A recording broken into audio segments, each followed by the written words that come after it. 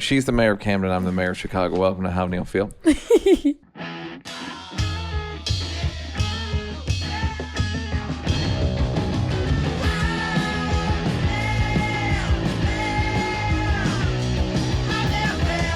Hey guys, just started the clock. I have a timer that I think the battery's low, so it's a little faint. I'll spin it to Bianca. Bianca, do you remember your week? I do, and I don't know. Now I'm afraid it's gonna suck. You're gonna give like book reports on your week. Now that I've asked you to. No, something. I'm just gonna pick a highlight, and something not good happened, and I have to tell you about it. Ooh. It's so well. Let's quickly. We both got vaxxed. Before I get into quickly. It was not interesting. Neil. Not interesting. It's not interesting. We held each other's hands the whole time. Not interesting. Yeah. It was done. Happy I did it. I'm never skeptic, and it's done. And Will's done too. Don't ask. Don't ask. Guys, don't ask. No further questions. Everyone can get it. If you don't, you're not a Tuesday listener if you don't get the vaccine. How about that? I put it in terms true. You can understand. It's almost true. We don't want you for the podcast if you don't get the vaccine. Anyhow, tell me the bad thing. Show me on the week where the bad thing happened. Can I tell you though? In my head, I keep singing 311. All vaxxed up. Don't know what to do. Nice. Very nice. Okay, that was for you. Very nice. So, dude, we talked about the other day if you are like a street superhero, like what level would you go to like stop something? Yes. Well, I proved I am from the podcast. Ripped from the pod. So I was walking, minding my own business in the greatest place in LA, DTLA. And so there's a huge homeless issue in downtown LA. If no one knew that, there's like Skid Row, and that's where all pretty well known. It's pretty well known. The population's around 30. I don't know if it's 35,000. It's gargantuan amount It's bigger than a regular town in Middle America. What does that say? 4,700. But that's got to be. That's before. That's the census. That's before. It's more than that. COVID. COVID's. It's the bad. difference with COVID. They don't push people off the street. So that's why all these people are by my house too. You're allowed to stay all day. Right, and so just to set the scene, I have to do it myself. you go there. I put a snowplow on the front of my Prius. On the front of my, I don't have a Prius. On the front of my Tesla. I tell myself it's a Prius to make myself sleep better at night. And I push homeless people. I push all their stuff out. Anyhow, you were saying. So the situation, in the defense of the reality, it's terrible. It's disgusting. Yeah. I think during COVID, they stopped sanitation. So they actually had cleanup and sanitation that had routes through homeless encampments. So the homeless would give them their trash. Mm-hmm. They would move their tents or whatever their setup is, and they would clean it. So there was some level of cleanliness down there, even though it can get a little tough in some parts of downtown. That being said, okay, so whatever. So I'm walking, there's a guy, tall, white, with a cell phone. I thought, and then there's somebody on the ground. I thought it was a photo shoot for some reason because it's LA. Right. I thought it was influencers in the wild. Yeah. And there's a guy on the floor tweaking. Just homeless, no shoes, no underwear on. Kind of a weird like a weird scarf lace thing. And he's tweaking out of his mind. He doesn't know what planet he's on. He's full ayahuasca. And how dare you? And so this guy's video recording him and laughing. I just could not just walk by that. It was so gross. I mean, he was just, I don't know, probably 2 feet away from him and like cracking up. Yeah. I don't know people who do this. And the other person also wasn't going through anything. He just seemed like a regular guy. And there's none of these people were from Jackass. No. Okay. There's no Steve-O in sight. Okay. So that's very funny. So I'm standing behind him and I just say very calmly, I was like, is that really funny? Like, because on just straight up, it wasn't funny at all, you know? And And then that really That was upset on? it was on. He was like, yeah, it's funny. It's hilarious. I'm like, it's hilarious to exploit this guy on the floor that is clearly Was the guy with the phone homeless? No, he was Just a white regular guy, a white guy with a group of friends eating night or day? Day, like 1 p.m. And they were all doing some like street taco pop-up. Hipsters. Yep. Young. No, this isn't some old white army veteran. Right. And so I was like, is it funny to exploit this guy? I mean, that is clearly going through something. He's like, he did it to himself. I didn't do this to him. It's hilarious. I'm like, and then then you're just arguing comedy semantics I know. at that point. So of course it got like, he was so upset. He's like, don't talk shit to me. You get in my face. I'm like, okay, I'm not getting in your face. And I walk away, right? So I go up to my friend's apartment and I told her what happened. She was like, no, we got to go back down there. I'm like, I don't know if it's a good idea. I got to hit the toilet real quick. Let me know what happened. I was like, I don't think it's a good idea. She was like, no, fuck that. No, he got in your face. We're going to go down there. So we go back down there. He's not there, but his friends were. And we just had a conversation with them. Like, why wouldn't anybody say anything? Right. They were like, well, we saw you get in his face. I'm like, regardless of that, he's taking a photo of a homeless guy on drugs, tweaking, rolling on the ground.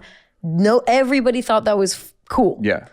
And the guy who set it up said, well, people need to know what's going on down here. And, that guy did it to himself. And you don't understand. It's like this. I don't appreciate seeing his balls. I'm like, it was the most defensive, but not really, just defensive because no one wanted to agree with me because it was their friend. So the friend was gone and they were still. The friend was gone. They were like, "You're wrong." You're wrong. And then they're bringing about awareness. This is an awareness campaign for exposed balls and mental illness. And so all of us at some point, I mean, it wasn't when it was the friends, it was whatever. But me and my friends was just like, I didn't factor in all of you would be fine with it. Yeah. I thought this was like a rogue guy doing something weird. Yeah. And for all of them to they thought we were crazy. Yeah. Was the homeless guy white? He was brown, not black and not white. And he, mind you, was still rolling on the ground when we went back. So German, Panamanian, and Iranian. It was my brother. No, it was just so strange. I think we assigned like that level of ignorance to old, white. I assign it to like extras in a movie. They sound like extras. Like, no, man, he did it to himself. Like they keep saying he did himself. I'm like, I guess if you want to get deep with it, fine. So what? So yeah, you only have empathy if they didn't do it to themselves. Okay. I mean, yeah. I just was like, oh, so none of you care. Yeah. And they're like, no, he was within his right. Whatever, the same arguments. Yeah. And then we're like, I think we're done here. Great. You tried to be a hero? Didn't you? Were a little bit of a hero. You met with some resistance. And then powered through. I don't know if it would, if that's Bianca #1, the comic book. That Bianca would not be issue #1. If that's issue #1, I don't know if it's a collector's edition. Storytelling wise, it isn't the greatest story. It just was very weird to me to see hipstery types. Everyone's full of people shit. that you would think were white liberals are not. Right. And like, I'm sure marched for Black Lives Matter. Like it just, when you realize it's like, it's performative at every level. Like but I would say even that's performative. What? Video, because it's like they want to post it somewhere. Yeah. It's like, I'm an influencer. Before I was a activist. Now I'm about content. I'm a creator. Right. It's like, okay. But also, I was the only person on the street saying something. So I don't know. Was it a crowded street? Yeah. So I don't do I mind my own business? I mean, I definitely got in a thing with someone. So look, I don't know. You're better than them. Thank you. Give her an attaboy bird. Speaking of attaboy bird, another thing happened. I went to this new restaurant called Chifa. Chifa? It's really good. You can't eat anything there. But Or Be right like, over. I think they have a. I'm on my way. They have a corn dish. You bitch. Anyways, someone yelled at me. Attaboy, Bert! But they yelled it so loud. That's startled. That's what again. That's welcome to fame, my good woman. And guess what's hilarious? Usher was there. Yet I'm the only one who got yelled at. So they call me B.I. Why? What did you do? Did you do anything on my level? Did I save? I didn't pseudo save anybody. Did you captain save? I did stop filming a bunch, but I just yelled cut on the commercial I was directing. Is that's comparable? What did you say? Yeah, thank you. I did a bunch of Kevin Hart chase stuff, and here's what happened. I had to get up at 6 a.m. I woke up in the 6s today as well, and my body don't like it. Literally, my eyes are watering.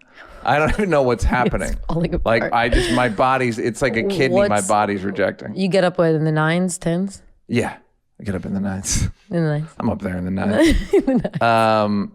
Yeah. So I had to get up at 6 and then in the 6s today. Does that make like for a bad day, or you shake it off? No, because I can't really be like, oh, it's stupid. But it's nothing funny happens before, you know. Do you do coffee? No, I do my pills. Huh? My caffeine pills. Why do you the take one caffeine? that I eat? Because I don't like the taste of coffee. Oh, but you eat caffeine pills? Yeah. Like, what's her name from Saved by the Bell? Oh yeah, big episode. Remember? And then she started, yeah. And she could open the jar. Wait, no, didn't I? JK. Again, too old. You know, it's funny. I have this book. It's actually really cool. It's called The Big Book of Drugs, and it's just a bunch of. Each page is like one or two dedicated to like a bunch of different drugs, different research studies on different drugs, whatever. And there was a study that they gave lab rats the same amount, but of caffeine a day, a little bit, like a little daily dose of caffeine, and the other sample of lab rats, the same amount of cocaine. And after 30 days, all the caffeine rats were dead. So, well, I'm going on probably my 30th year of caffeine. Are you alive? Bianca, I've never been more alive. I'm earning. To quote the commercials I've been shooting all day, right. I'm getting 3% cash back. Are you getting 3% cash back on every purchase? They were yesterday. Kevin was leaving. They're like, "Kev, we need just a little more audio." And he goes, "I swear to God, this is about 3% cash back. I'm fucking walking." Sure enough. Too funny. Kevin Hart is a funny, good guy. Does he make the set fun? Yeah, I mean it's fun. Yeah, he's fun because it's like there's a movie star here, but he's also just like a little crowd worky and like right. It's not like it's not just. Yeah, it's not like we're here. We're here. I've had to introduce people. I've had to introduce stars to the people they're in scenes with after a few takes. Oh my God! Because they just go like they don't. Yeah, but Kev like knows they. What's funny is there's a bunch of stand-ins who we have to do lighting, Kevin's skin tone and height. So there's like some 5'5" dudes in LA that live off of Kevin. That's so funny. But he's like, all right, get like kind of. He knows them? Yeah, because there's only a few of them. Right. One of them was Kevin's going to do a movie in a foreign country, and he's like, I was gonna go, but they have one over there. They have a Kevin, a little Kev. Little Kev? Yeah. You know what's funny? When I didn't know this, but in Germany, I realized that. In the countries that dub, one voiceover person is assigned to every actor, and your career, it's almost like tied to that person because now that's your voice. It doesn't switch. So apparently, this is a funny story. So apparently, the guy who did Eddie Murphy's voice died. So they got somebody else, but everyone's like, Eddie. That's funny. It's so funny. So, well. So a little something, little tidbit, little Hollywood tidbit from Bianca every once in a while. Anyhow, Bianca, the Earth, the world is not. It's not doing any better or worse than it was last week. I don't think. George Floyd. It's probably more. As we're recording, they just went into deliberations. Right. And I feel like it's got to be a couple days because there's 3 charges, and Is it? I know apparently the jury system is generally pretty good. Like that's not where the corruption is in the justice system, but it's a lot for people that don't have law degrees. Yeah, well, they're like, wait, what? I think it's a lot of but it's really regular. It's you get on the bus today. You and 12 people have to, 11, put in the alternate, have to adjudicate murder with a law enforcement official and a person. It's basically like you decide. So you hear about it where people are like, wait, now, okay. What is, and then they're like, and it's terms that an educated person, manslaughter. It's like, okay, well, what's that? Right. When you look at but it can't be involuntary, premeditated, aggressive, like just words that I send them love and light, everyone. Is my point. I hate to call for love and light, but you know what this calls for? Love and light. Have you ever been on? You've been around for a while. No, I've been. You went to the premiere of Norbit, but never been. No, didn't go to the premiere of Norbit. Read it. Read the script. Wait. Went to Bowfinger. Oh my God, it's Bowfinger? Yes. Norbit, I was considered to direct. That's how old I am.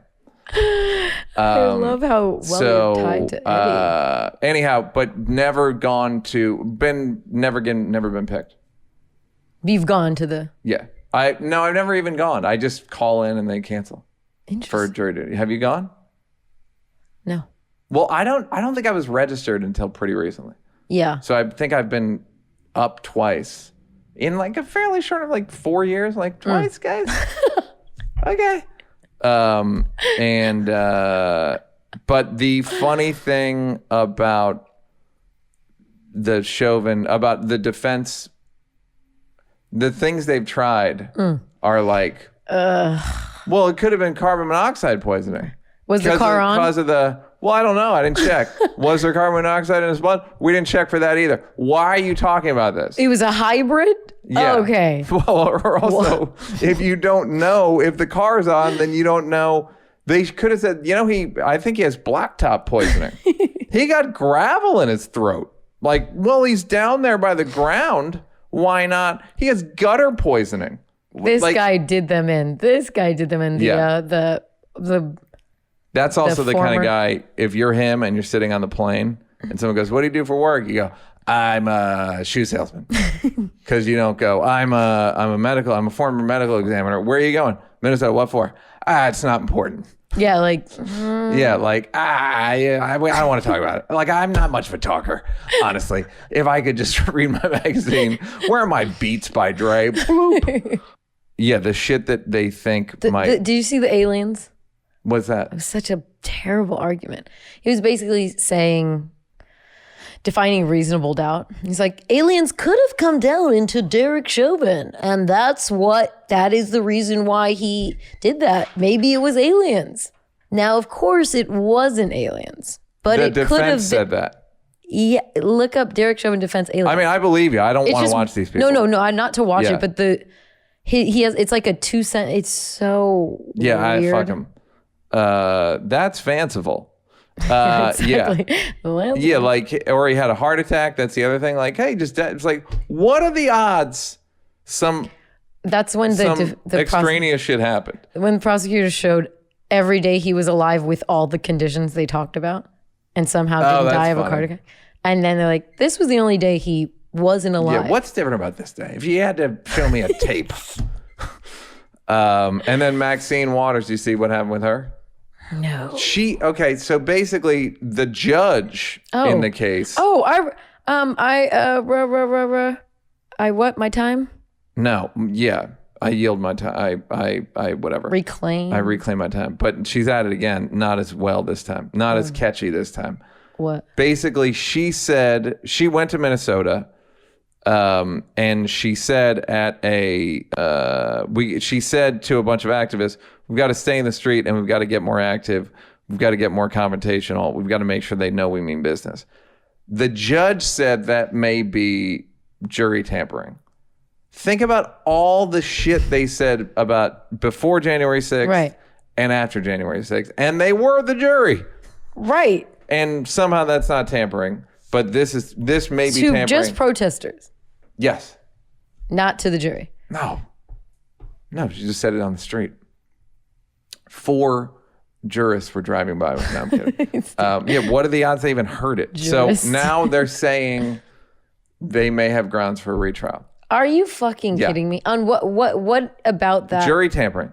But what you just say jury tampering? That's if a high profile elected official says something specific, like basically intimidation. Like if you don't find this man guilty, we're going to be in your face. We're going to be confrontational, and we mean business. But the funny thing is, after Dante Wright, the judge ordered them to not. They are not allowed to watch the news. So. Oh yeah, I don't think they're. Yeah, after the Dante Wright, they're like, hey, maybe now's the time to cut the news. I'm sure you're getting good, even-handed stuff. Until now, this Dante Wright thing really threw the news for a loop. So I hope to God. He asked the Chauvin's lawyer asked for a mistrial, and he denied the request, but said that Waters' comments were aberrant or abhorrent. And that she may have handed the defense a lifeline anyway. But I think the people protesting how are they not jury tampering? Right. There's also opposition. There's also everybody's commented on this. Right. So. But that's why politicians are supposed to say due process and let's go to trial and nothing else. But not presidents it's not human. Or but it's not. Void where prohibited. Now, Dante Wright, I have continued written down. I don't know. It's just awful. It happened. It was new last week when it happened. But to my Stop Asian Hate point, America's got a real fucking violence problem witnessed by that, by FedEx shoot. There's mass shootings every day. Every day, to the point where I don't know if I'm like paranoid, but I went to Mendocino Farms the other day. So right there. So it's a pretty great story already. And I was just thinking of gunmen coming in, of like what I would do. And it's got to get to the point where there's one every day. Oh, I don't like if someone's running. I think maybe before the pandemic, I flew somewhere, I think Miami or something. And there was a lady, I'm in the airport, people running and screaming and no laughter. And I'm sitting there like, oh my God. Was there a sale of some kind? At the book? I don't know why. So there's just running, screaming. I'm like, okay, cool. Someone has a gun. So there's a map of the mass shootings. Is that a map of the mass shootings or COVID outbreaks? You tell me. Yeah, no, of course that's the mass shootings because we're good. But anyways, there was a fucking rat. The lady was like shooing. Right. But I just remember thinking like. Not the problem right now, but I hear you. But I just mean that the moment I saw screaming and. You assume. Anywhere. If anyone's screaming and running, someone has a gun. I was going to tweet, but I didn't tweet it because it would obviously I'm being sarcastic and no one will get it. No one will get it. But I was going to say, who's in more danger in America? A black man dealing with the cop or an American dealing with an American? Because it's fucking, That's good, but I know. It's a little too like. It's right on the thing. Am I no, I'm, no, it would be, I would be right. But I'm making a point that the whole thing is too fucking dangerous. It's just, another thing I want to talk, we can talk about it now. Fuck it, we'll talk about it now. Let's do it. How do you police a nation with 300 million guns? Without a gun. That's the thing of like the vest, Without a gun, what do you mean?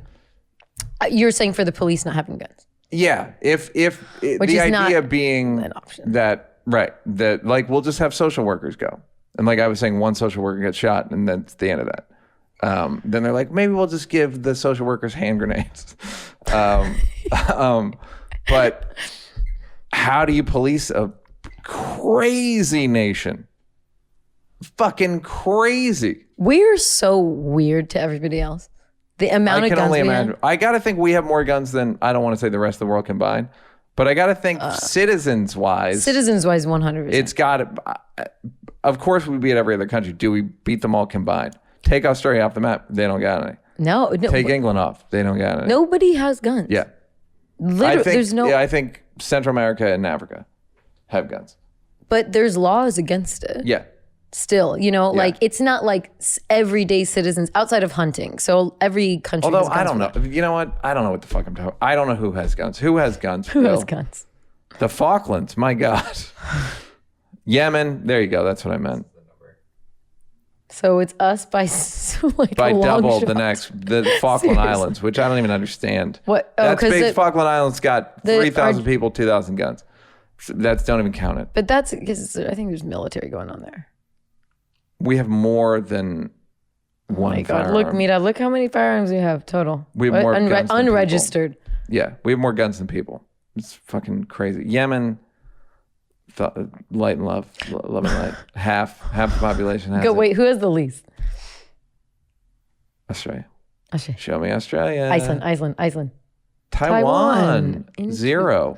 Oh, I forgot about all the Asian countries. They do not play. Yeah, they sure don't. I told you there was a bullet in my luggage when I was in China. How'd that go?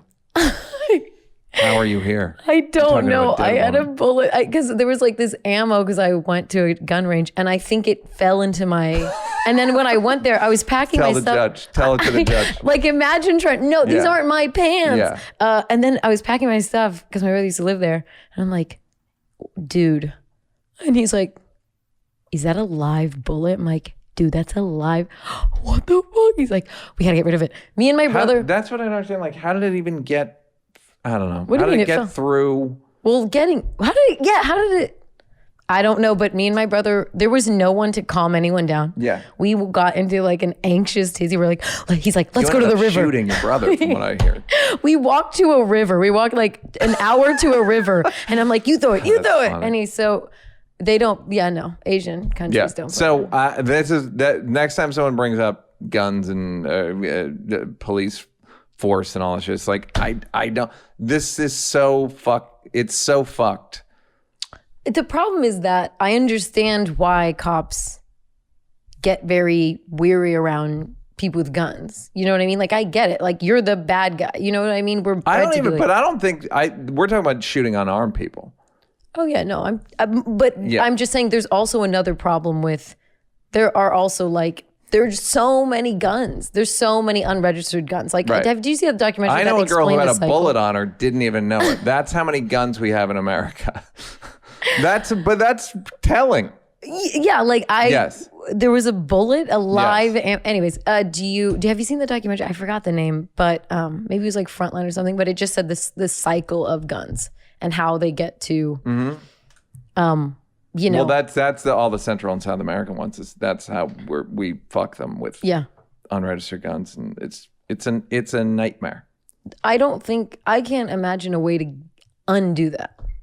I would have moved to Hong Kong if the Chinese didn't take it from me. What about Taiwan? Taiwan, I hear good stuff. I don't think I love their climate the way I do Hong Kong's climate. It's a moisture. Is it a moisture climate? Night markets. Speaking of moisture, I'm moist. I'm moist for Thailand. There's my merch. Climate of Thailand is subtropical, except the very southern part of the island, which is tropical. That's where I'll be. Summers are long and hot, lasting from April or May to September or October. Perfect. The winters are short and mild, although snow does fall on the mountaintops and occasionally at lower elevations in the north. Okay. So I won. See you there. I'll learn. Fuck it. I'll learn Taiwanese. Fuck it. Speaking of flying west. Okay. Afghanistan. That's east. Rest in power, King. Rest in power. Afghanistan. You were right. you did have the time. We did have the watches. You were right. There was a headline the other day, Taliban chief says they won. And I was going to write like, I almost never agree with the Taliban, but here you go. You got me, buddy. They absolutely won. Losing. We've lost so many years ago, though. We lost before we went. I know. We lost in fucking 1980. We lost when Russia left. Like, there's no winning. Kathleen Madigan, the comedian, one time said that she went there and she was like, it's a fucking ashtray. Which is, she's just talking about the topography. It is a fucking, there's very few resources other than the poppy. There's no like there's just not a lot there. Well, especially where they're stationed, it's obviously in deserts, but there's a lot of like lovely mountain ranges. Oh yeah, but I'm saying in terms of building an economy, there's just not a ton there to like resources. What can we sell? These hats? What should we? There's no education. There's no education infrastructure. There's just not a lot there. It's a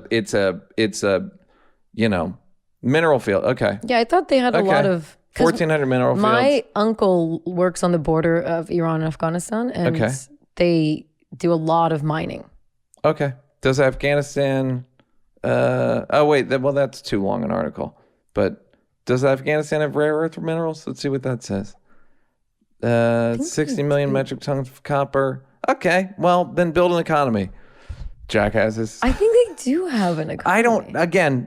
The people don't come here for good information. Right. I'm like, Neal and they geopolitics. Come here for every once in a while. Funny. If it's funny, great. If it's true, even greater. But that's not why we're here. Okay. Now, having said that, go back to the economy of Afghanistan. Steadily improved over the last decade due to the return of a large number of wealthy expats, the modernization of the nation's agriculture sector. 70 billion, that's good. 70 billion GDP for one person? No, the GDP. Oh. So their GDP is less profitable than Apple. Their entire GDP. I mean, that's what I'm saying. That's more about Apple. Do you know what I mean? There's a lot of people's course, GDP. But 70 billion's not. I got to think in terms of the GDP over everyone. What's like let's go through GDP by country. Well, I don't want to jinx it, but you're doing great with these. I don't want to jinx it. You know I don't want to jinx it. Okay. United States, number 1. Of course, always. 22 trillion. China, 16 trillion. No, you got to go lower. 5 trillion. I mean, it's not comparable. All right, no, but okay. So how far down? Afghanistan, number 115. I don't get it. It says 19 billion here. That's 19. Yeah, that's 19 million. Yeah. Even less, actually. Right. You gotta. Well, when you get to African nations, it's Rest in power, King Tuvalu, coming in at number 193. I've never heard of the last 4. Nauru and Tuvalu. Those are 2 of my favorite clubs, actually. Stupid ass. That's where I get massages at Nauru. If you can't get in at Nauru, go to Tuvalu. Now, so again, one night, maybe not so bad if you got you're occupied and you've got warring governments. I don't know. But you look, you've got a thriving economy, Afghanistan. I'm proud of you. Incredibly stupid, a worthless endeavor. And almost like a guy who said he was going to do a thing and then had to do it. Right. And was like, fuck, I said by 5 o'clock, we got to invade them. And then they could have got him in the Hindu Kush. They could have got him at there was a place, they didn't get him. And he was in Pakistan the whole time. And but after him, I don't get why. I mean, Osama bin Laden's been gone for a long time, so too long as far as I'm concerned. Go ahead. Too soon. What was the motivation, you think, to keep it going? Because they were losing on so many fronts. Because they've invested 4,000 dead soldiers and trillions of dollars, right? Trillions, so much money. And 2,300 dead soldiers. Ironically enough, almost the same exact amount as 9/11. And how much money? It's incalculable how much. 2.4 trillion. Okay. So Then the minute you leave, it just collapses. It's so funny how people were so mad at $2 trillion to help our economy, but 2.4 over what is it, 25 People years? have no. I had the thought a couple years ago. It was like, 30? I will never support another war again in my life. Have you ever? World War II, I was pretty big into. Neal's at the premiere of World War II. I was at the premiere of when Hitler. I used to see Hitler in the clubs. So a waste of time. It's sunk cost fallacy. It's put in all this money, so I have to keep putting it in because it's going to look bad when I take it out. Just rip the Band-Aid off. Right. Fuck it. By the way, Trump was going to withdraw on September 11th. They were like, we don't like the optics. And then Biden's like, September 11th it is. Like, did you not just make it the 10th? Make it the 1st. It's odd. To honor the people killed on 9/11, we're going to make the war that we fought in their name. And I don't know. It's so performative. It's all sweetheart. But we don't care about anything that happened to them afterwards. But yes. Almost everything's performative except sleeping and pooping. You heard that here first. In your life. In your life, you will find that everything in American life is performative other than the involuntary shit.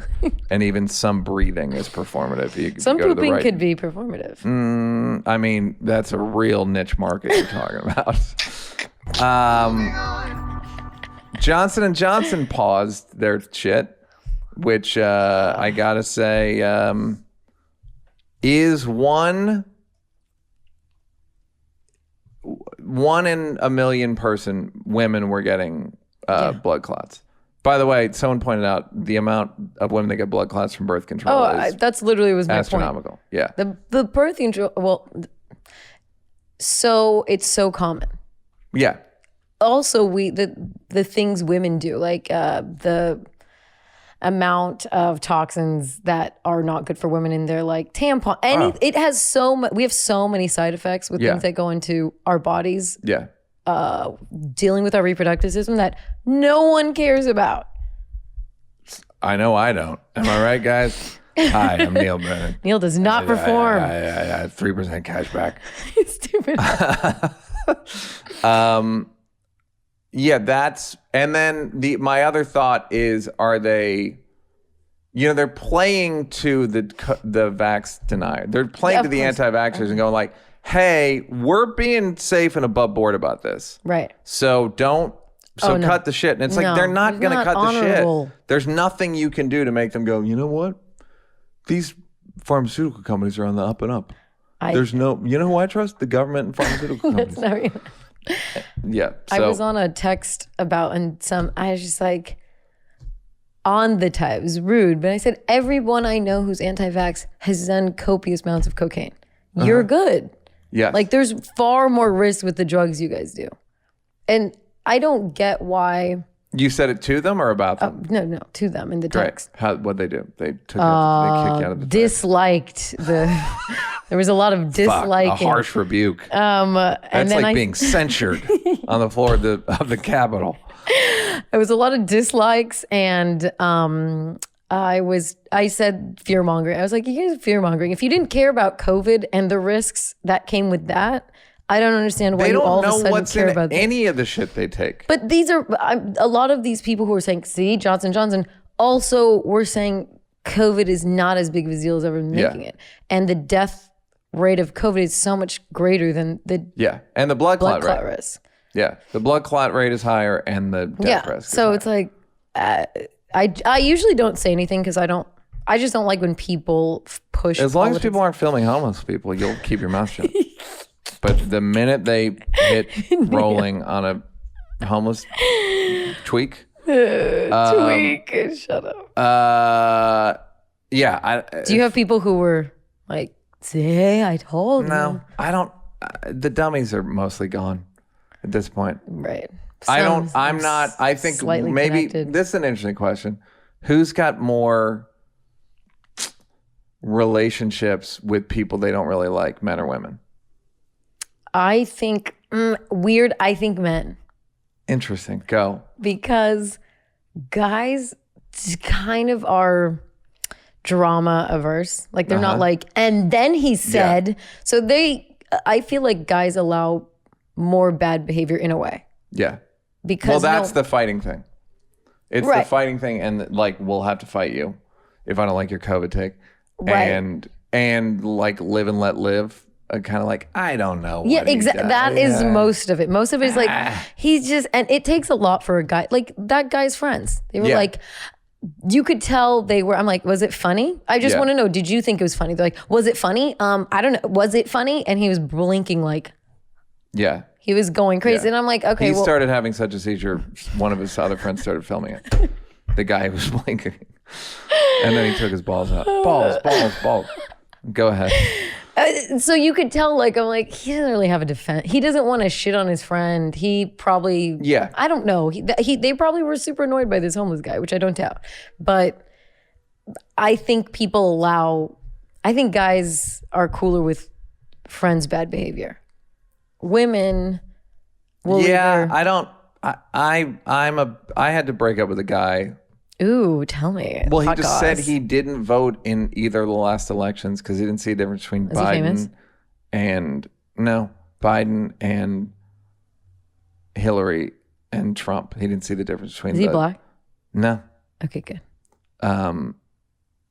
So I was just like, look, man, I like you a lot. You actually broke up. I was like, I literally can't do it. I can't do it. Didn't. I did. At that moment, I found it so irresponsible. I had the thought the other day, like, I should bring him back into the fold. It's been probably 6 weeks, so it's not been like a long time. So I know who it is. Yeah. You get it.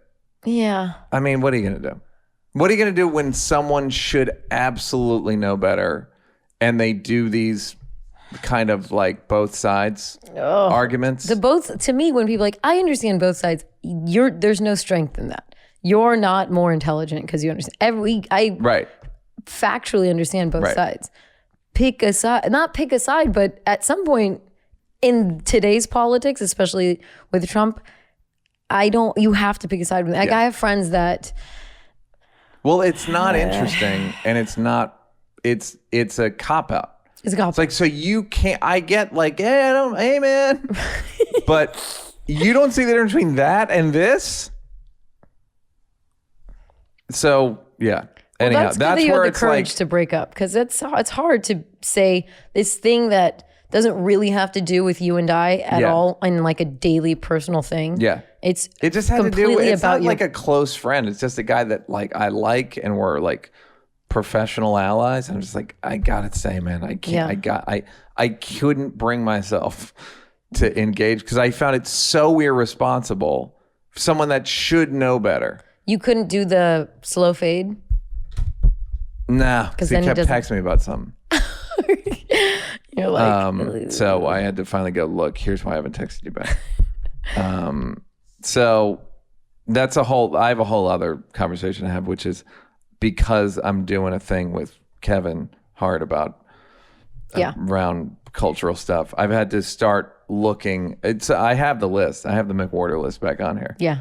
I have to go on more conservative. I don't have to. I'm like kind of listening to more conservative shit. No, I know. What's funny is it's, the people who watch Facebook videos that screen Facebook videos for content for like violence or degradation, or a lot of them become conspiracy theorists.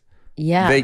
You get like sucked into it. It reminds me of, because in my head, I'm like, I don't think I could ever get addicted to drugs. I don't like anything. Yeah. The way it makes me nothing. Yeah. But I don't know. If someone put me in a room and made me do heroin. Yeah, I bet you could figure it out. I feel like come around. It reminds me of that because it's so manufactured to like suck you in. Both sides are. I mean, I don't. No. Just this kind of. I don't know. It's not like you're only on like far left websites either, Right. I'm just New York Times, which they would say is the far left. Right. New York Times, whatever, the place I go. If you go to like right-wing conservative website, it's hard. Like it's after a while. I wish like how far it was from kind of the center is how long it took the website to load. Like, It's this like, is a 55-second website. Like, boy, you guys are fucking way out. Is it affecting you a It little? is not no, but I've heard some funny. There's always a How's a lifeline? counter Do you have a argument lifeline? that there's always such an obvious counter argument that I'm like, dude, what? You don't. Here's a great one. Okay, so I was listening to. There's a podcast called.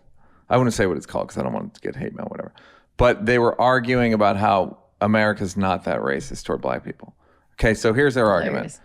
It's a good argument if you don't take the next step, which is their argument is African Americans are black people living in America are the most successful black people on earth.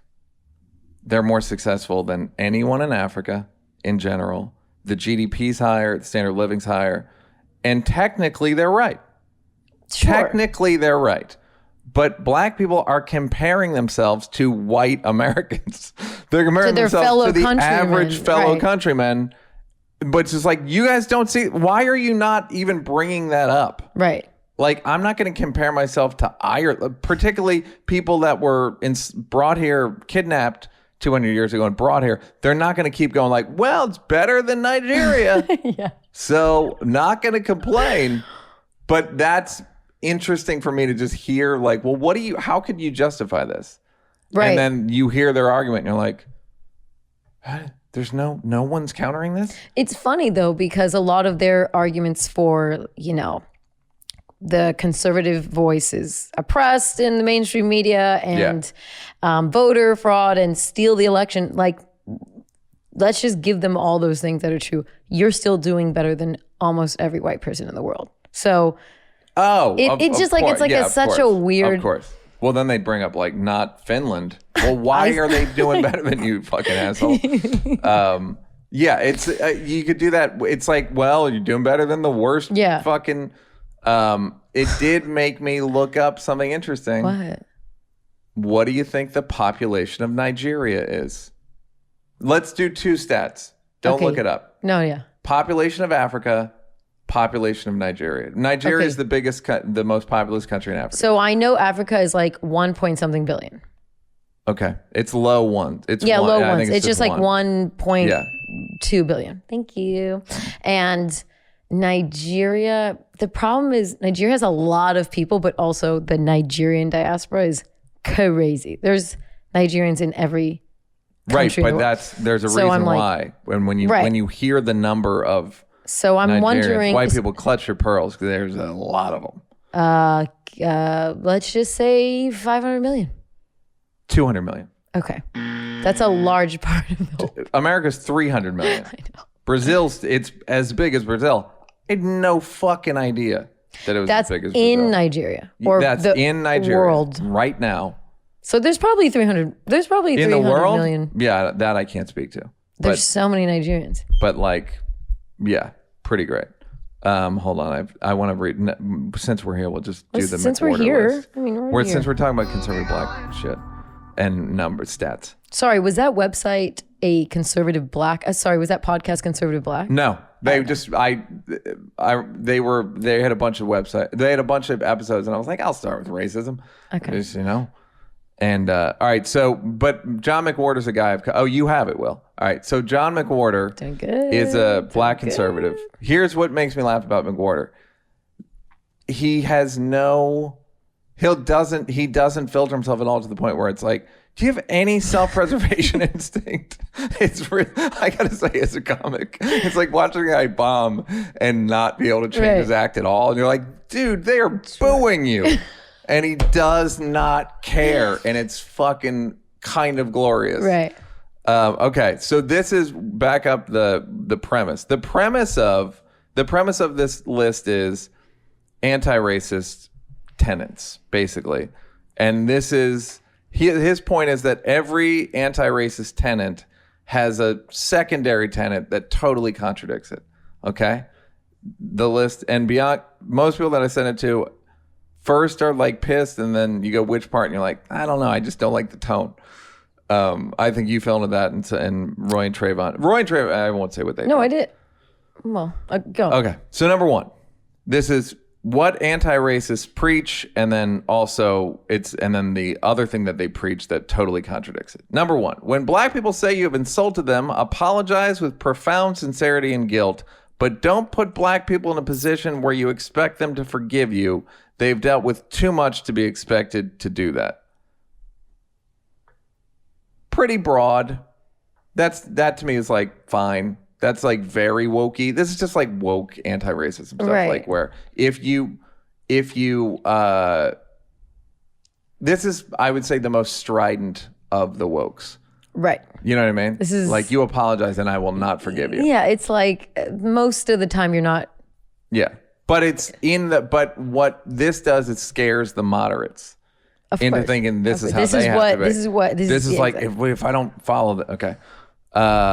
Black people are a conglomeration of disparate individuals. Quote, black culture is, quote, code for pathological, primitive ghetto people, but don't expect black people to assimilate to white society norms because black people have a culture of their own. That one, I think he's saying when people mean like, it's pretty black over there, what that means. Right, usually it means there's a negative connotation. His second point is not so great. No. Silence about racism is violence, but elevate the voices of the oppressed over your own. This is a good one to me.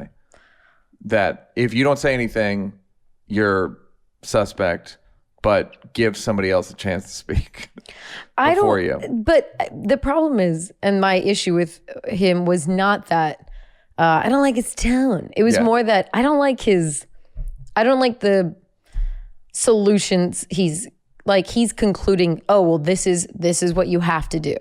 Like, if this, then this. Yes. So he's kind of pointing out the contradictions to me. Right. If A, then B, like, I don't always agree with what he's concluding. Because to me, silence about racism is violence, right? So if all your friends are just dropping N-bombs or something, like, maybe you should say something. Right. But the opposite isn't. It's like, but then some people try to speak about what's going on with black people and edge out black people's voices, or just say like, oh, well, now I'm speaking about a woke thing, but not have any input or not have any, like, a black person to say like, no, like, this is actually how it is. And so when you have white people speaking on black experiences, I just think it's that, but it feels so much less spicy. But it's also that thing of like, it's just like you have to stand up, but also it's not your place. All of these feel like you're a bit of, I guess we can't say anything nice to compliment a woman anymore. Whereas I feel like there is, I guess the problem, well, keep reading. You must strive eternally to understand the experiences of black people, but you can never understand what it is to be black. And if you think you do, you're a racist. That's a funny one. That was fun. Because it's like, yeah, that's kind of true. Show interest in multiculturalism, but do not culturally appropriate. What is not your culture is not for you, and you may not try it or do it. But if you aren't nevertheless interested in it, you are a racist. Yeah. Funny. Support black people in creating their own spaces and stay out of them. But seek to have black friends. If you don't have any, you're a racist. And if you claim any, they better be good friends in their private spaces you aren't allowed in. Funny. When whites move away from black neighborhoods, it's white flight. But when whites move into black neighborhoods, it's gentrification, even when they pay black residents generously for their houses. Gentrification is about rental. If you're white and only date white people, you're racist. But if you're white and date a black person, you are, if only deep down, exotifying an other. We talk about that constantly. Yeah, that one was like. But we talk about that. We talk about that constantly. It's like, if you're dating a black woman, can you masturbate to black women porn? Or is that like? Is that what we talk about? No, we talk about it every week. I did that as a plot, I think, on a sitcom one time. On a sitcom that didn't get picked up. It wasn't. I was that gonna the do reason? That. No, but it's a fucking funny thing. Like, well, I like. Well, what do you mean you like only black women? Yeah, you can't win there. Black people cannot be held accountable for everything every black person does, but all whites must acknowledge their personal complicity in the perfidy throughout the history of whiteness. Funny, true-ish. Black students must be admitted to schools via adjusted grade and test score standards to ensure a representative number of them and foster diversity of views in classrooms. But it is racist to assume a black student was admitted to a school via racial preference, and racist to expect them to represent the diverse view in classroom discussions. He's talking firsthand right there. Because they'll bring him in as a black person. He's like, oh, I'm conservative. And they're like, shit. Right. He should go on that podcast. I'm sure he has. I just haven't scrolled back far enough. The podcast is called The Good Fight. Yeah, it's like, I get his point. I get that there are these, okay, you're making it impossible for white people to support you through this weird time we're in because the hoops they have to jump through are like, what human being is going to do that? I get his point, but like I was reading it and I'm like, no, it's annoying. It's definitely annoying. Like there's so many, I don't know. I just wonder, because the problem is a lot of what he's getting from is very left, very woke, right? Like you said, on the edge of wokeness. That's not always coming from... That's like a 35-second load on this website. Right. By the way, this is on persuasion.com, which is the website. Persuasion, you just type in persuasion.community. And so... that's another one that I'm on now because I'm super right-wing. And because it's so... It's almost like there's not one, you can't really talk to one person. It's kind of it's like a Frankenstein's monster of wokeness. So it's of course, it's the most strident. Yeah, exactly. So woke. It's hard to, like, I totally get his point, and I do think there is something to be said. Also, some people make rules on behalf of black people that black people didn't ask for. Of course. But sometimes when I read his whole article, it did feel like he was yelling at black people a little bit more than... He's yelling at a small audience to me. A very small audience. It's like, okay, dude, but that's not... But the problem is, if that person starts yelling at you... Black people, at any woke person, black or white or any other nationality, would be... Sorry, I didn't mean nationality. I meant ethnicity. Or did I mean race? I still don't know. Is afraid to defend you to the woke. They can't be like, look, man. It's just, so it's a, he's right and wrong. Anyhow, what did Lori Lightfoot do? Oh, so basically, there were these rumors that came out. Lori Lightfoot, the mayor of Chicago. Mayor of Chicago. So apparently she's becoming like a lot less and less popular with black people and progressives because she's not really making good on her campaign promises. But basically there was a rumor that happened over the weekend that said she's resigning because she was caught in a hotel room with another woman. And it's like this whole drama that played out. So she responded to it today saying like it's homophobic and it's misogynistic. Is it true, Lori? Lori, I didn't ask you how to categorize it. It's true. And she said, and so a lot of legitimate like journalists and picked it up and ran with the story, and she was just very upset. But I think it's in combination of how she's responding to the what's his name, Toledo? Yeah. Adam Toledo. Yeah.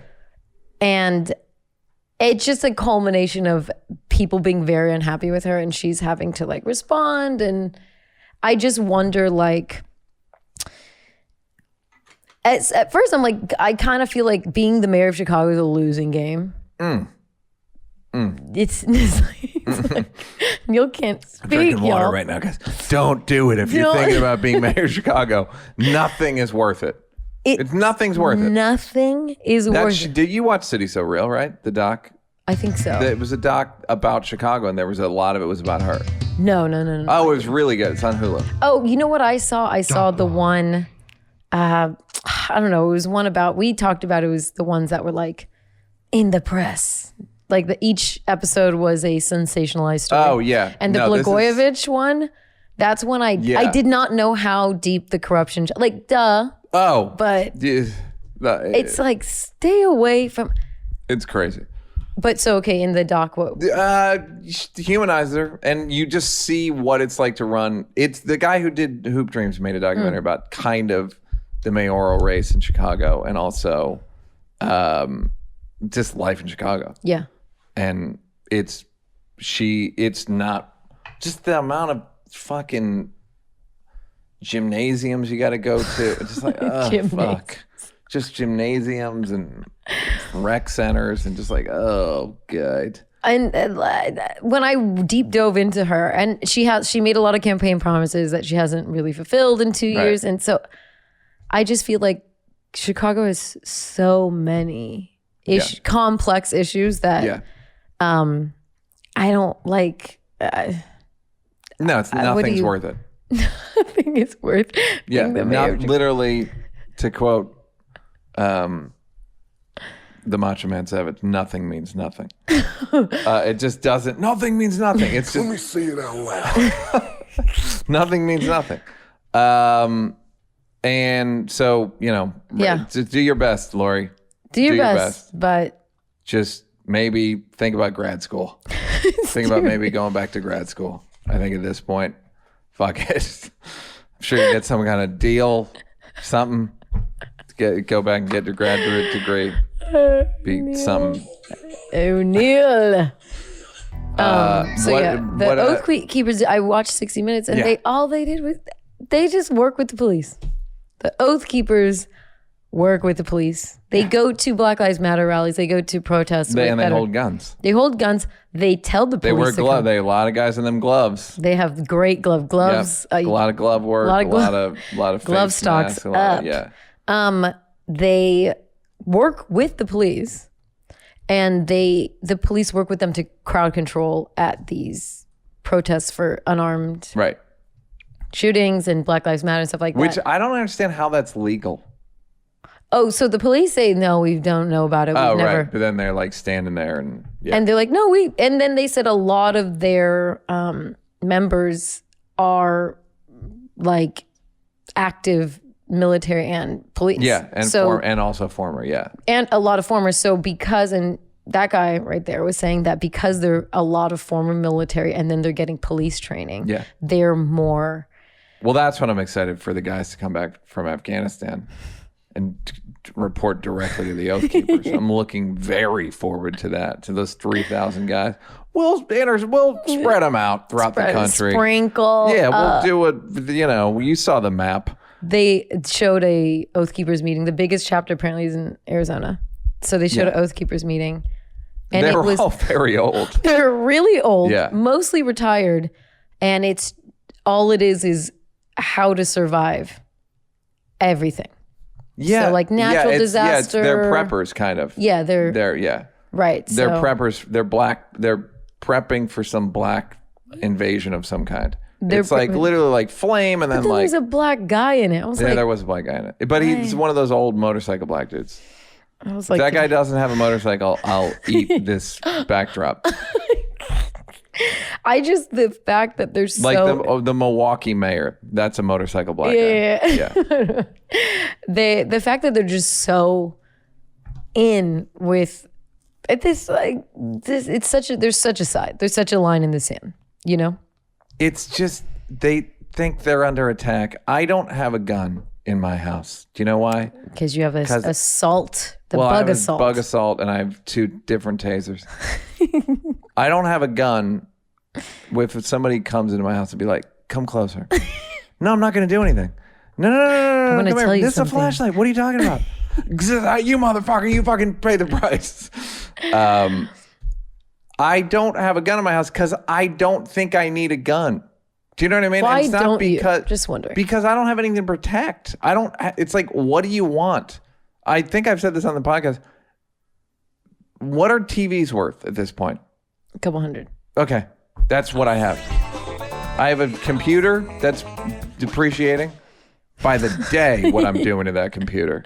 Although I will say the latest update hasn't been great. So if you're going to rob me, do it. Wait a week till I get the new update.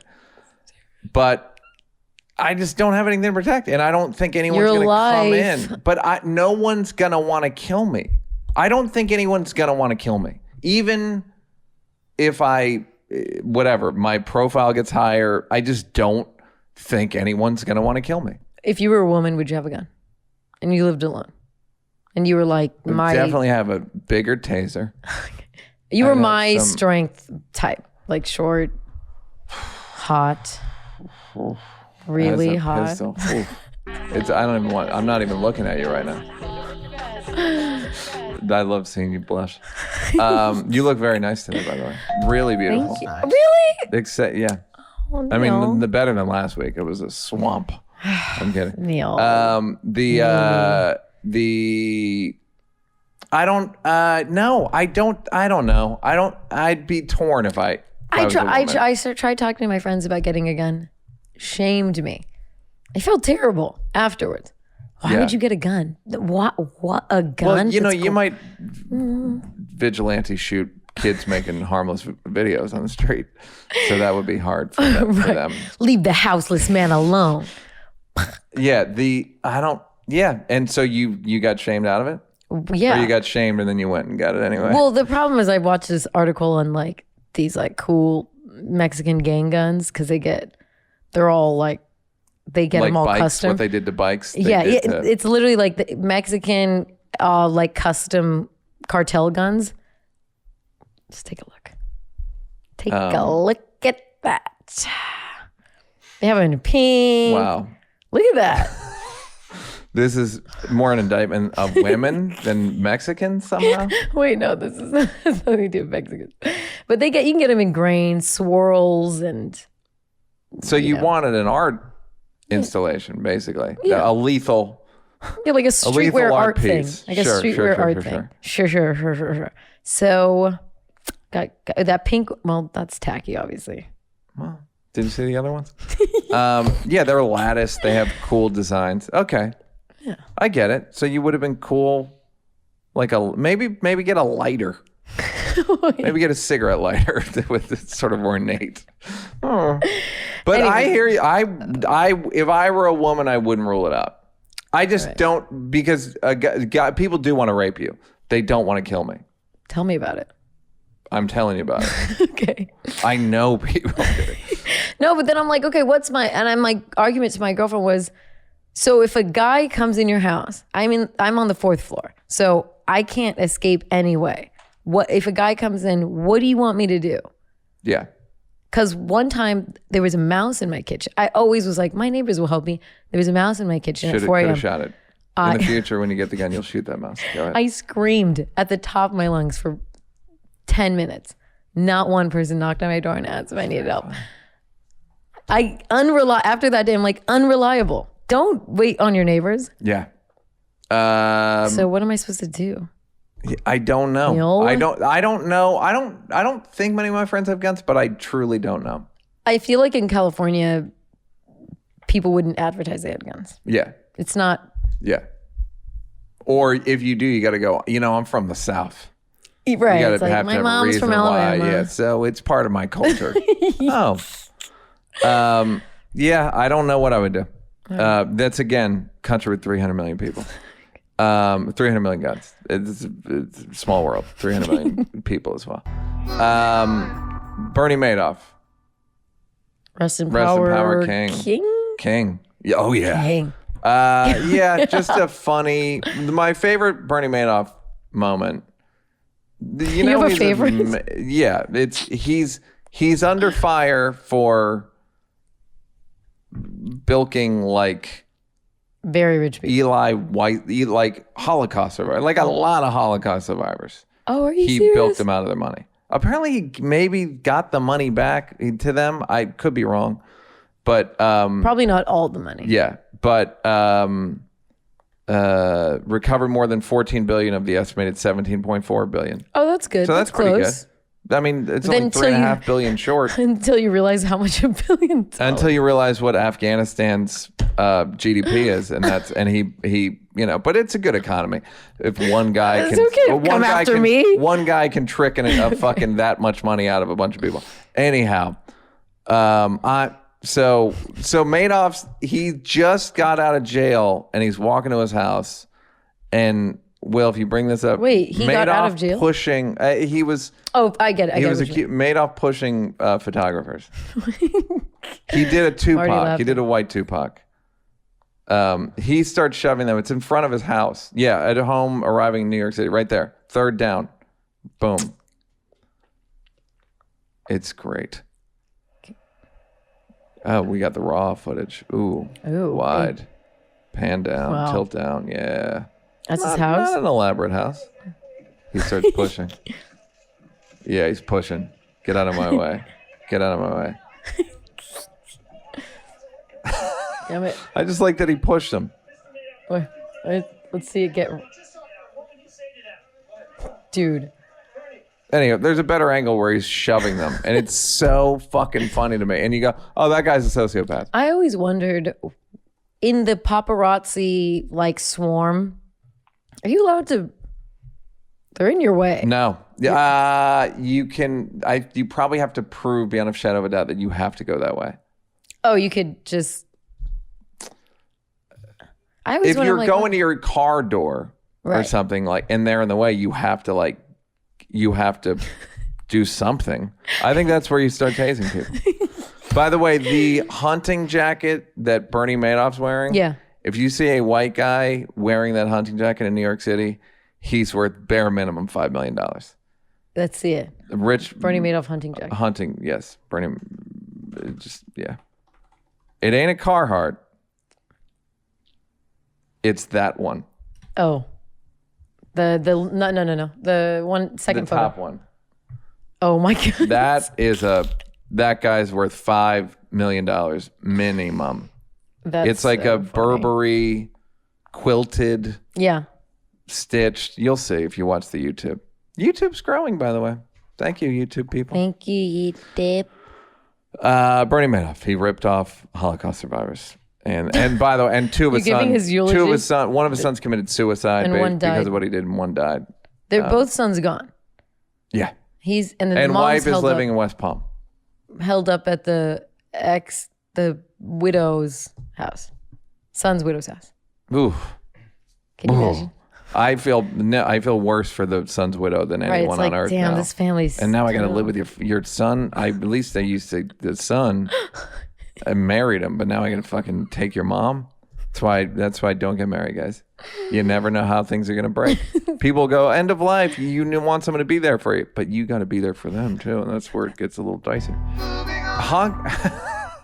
You know the guy who played Apu. Very funny today. Hank Azaria. Yes. He made an apology and no one called it an apology, which I think was a huge oversight. He said he wanted to apologize to every single Indian person for his betrayal of Apu.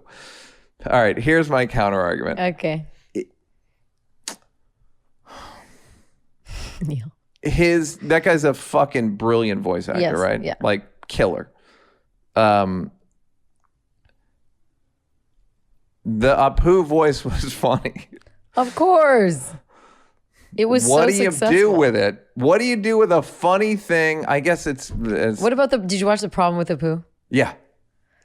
I felt, it did not dawn on me as a kid that Apu was problematic. But I feel like I've said on here, I lived in suburban Chicago and suburban Philadelphia. The only Indian or Pakistani people I came in contact with were at 7-Eleven.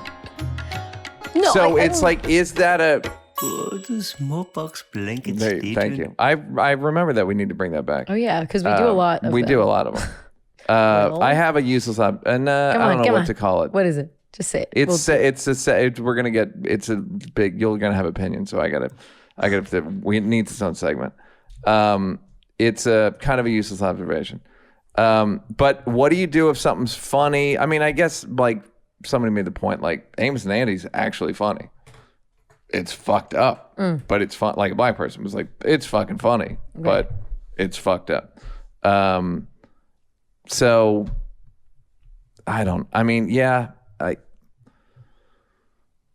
what did you get from the documentary? You didn't realize how uncomfortable it made Indian Americans watching it. A guy named Rudy Rush, comedian who used to host Showtime at the Apollo and did warm up for Chappelle's show, used to do a joke about in New York, you're basically referred to as the most famous member of your ethnicity. So he was like he's like, if there was a light skinned guy, they go, or if it was a Latino guy and two guys were having an argument, they'd be like, fucking Sammy Sosa over here. Oh, yeah. Like, you just go, over here. And Apu was like, the fucking guy who works at 7-Eleven over here times 50. Just Right. The Simpsons was, whoops. But so here's the thing that I thought about. If Apu was voiced by an Indian, Would it be popular? let's say if it was the same amount of popular, would it be problem? Would it be equally as problematic? I don't think so. The question that I would ask is, would it have even been anything if it were voiced by an, meaning is part of the enjoyment. It's the joke I used to do about, if as soon as you walk away, I will immediately do a disrespectful impression of your accent. Like, people like doing, if I have a waiter that's like British, what? And we all get in and we go, what? When a waiter's British, we walk away from the table, everyone does impress. India, it goes for everyone. Most races. Right. Most voices. Yeah, is that negative representation? Is it, if you only have one, if you've got a town that's basically a white town or yellow town, whatever. I don't fucking, it's complicated, but I think part of the satisfaction, and not even satisfaction, it's funnier because a white guy's doing the voice. The thing is, most of it, like growing up, I didn't know a white guy did the voice. No, you're absolutely right. So I didn't know either. I mean, maybe you did because you see Hank Azaria. I didn't, not when it first started, I didn't know. Right. So I don't know if Apu is funny. He says things differently in a different way than everybody else, but everyone's funny. What's funny about Apu, though, is he has almost no punchlines. Apu's character is like, his disposition's funny. Like, he's just like, there are 70 billion of it. Like that. Then their Indian accent's very like, da, da, da, da, da, da, da, da. It's such low-hanging fruit, but I don't think there was ever that kind of was the joke, is the point. Right, exactly. And there wasn't another Indian character or person on TV, really. Right. So there was a guy in the robot movie. A white guy did brown face. Fisher Stevens. Short Circuit was the movie. Oh, Short Circuit. I love Short Circuit. Of course, the white guy, Jewish guy. Oh, the Indian guy. Yeah, not Indian. Well, I mean, wasn't Gandhi played by Ben Kingsley? He killed it. I'm kidding. Yeah. So yes. We just have. Should Ben Kingsley hasn't apologized. That's one of those things where it's we demand Ben if you Kingsley. Crush it. But Apu crushed it. But the problem is that it's popular with kids, and so when I grew up around a lot of Asians and East Asians, so it wasn't weird for me. But wait, he's not Indian? No, Fisher Stevens. That's one we'll give it to. That. We'll give it to. What are we giving him? Indian for Short Circuit? I just mean, I grew up around a lot of Middle Eastern people and like Asian, East Asian, more diverse. So for me, I wouldn't go to an Indian person and say Apu to them, right? But I was raised in a very specific type of city in this country. Yeah, a lot of cities would go Sammy Sosa over here, Apu over here. Yeah, like we celebrated Earth Day and Lunar New Year and Vietnamese dish. Like, it's not a good representation. You agree you had a little too much representation and a little too much consideration. I think what you're saying, if I hear you correctly, you're saying give it a rest up so there. Basically, I think that if it was just a random Midwest town, just take anywhere America, it was probably rough for Indian kids. Yeah. And like Apu probably gave them anxiety, Yeah. Or yes. I didn't like watching Roots. I hated watching Roots. And then everyone made jokes. I didn't think it was very funny. Not everyone, but the white kids made jokes. Well, it's like the black kids were like, really? That's not funny. Like Burr used to do a joke about like fucking Ron, like he looks like Richie Cunningham from Happy Days. Like, fucking black guys go Richie Cunningham. And I guess it's different because it is black people are not, white people are not oppressed, and it's not the only representation. There's 40 other white people on television. Like, it is different. I understand both sides. Oh, really? Yeah. Oh, and it is a sign of intelligence really? when I do it. Really? I go to a lot of websites, a lot of long loaders. So I get it. It's just one of those things where also The Simpsons was made 1989 was the first one. Started in 89. The fucked up thing, or not fucked up, it's like Hank Azaria was like 26 or 27 when the show started. Like he's still not that old and he's been on TV for 33 years or and it's shit. like made so much money from that. You can't, you literally can't. He's half the town. 56. He's half the town. Yeah. So he was 25 when it started, which is fucking amazing. But that's a good. Yeah, and he did a lot. He was married of to voices. Helen Hunt. Oh yeah. Oh yeah, this guy burned through some of the greats in this town. Oh, for 1 year. It was after Twister. But they fucked a lot. But like you don't even get it. He does Mo, he does Chief Wiggum, he does Comic Guy, he does Snake, Jailbird, formerly Apu. Formerly Lou. Apu. Don't look. Nahasaku. Very talented guy. Bumblebee Man. He didn't apologize for Bumblebee Man. What was Bumblebee Man? He was the Mexican dude. The novella. They couldn't find a Mexican to do it in LA on short notice. Europe. There's a soccer thing in Europe that I don't understand European soccer to begin with. I explain. There's basically around 10 to 12 teams are forming their own league. I believe they're staying in their old league, and then they're going like the Premier League. Yes, but now the Premier Leagues are getting mad. The Premier League, my understanding is the best teams from all of Europe are in the Premier League. Right. And then every country has teams. National teams are completely But it's not thing. like the national. There's many leagues. There's many How leagues. wrong? Do you follow soccer? Football? Premier League's England, and then Champions League is Europe. Right. Okay. We are total failures. I lived in Europe and I follow European soccer. It's the first time hearing of it. Okay. Excuse.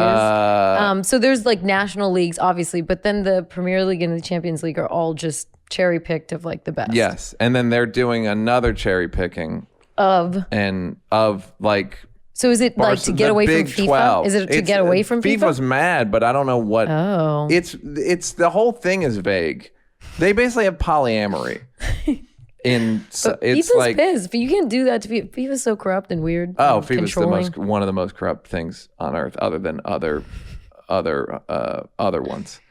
Or in terms of organizations, there's the only one that's as corrupt as FIFA is all the other ones are really also corrupt.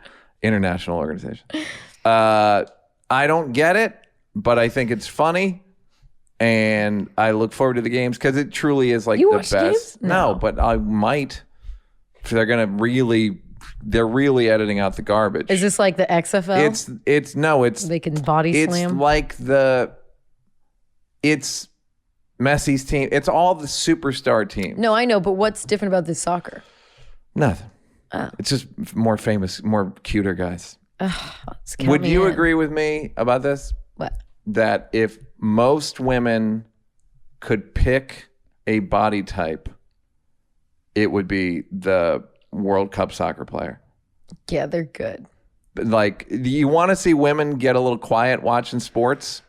Oof. Watch the World Cup next time with some women, and they'll get some faraway looks in their eyes when they do close-ups of guys. Because the guys' bodies in particular are not too athletic, but they're athletic enough. And something about soccer players, they're all ethnically vague.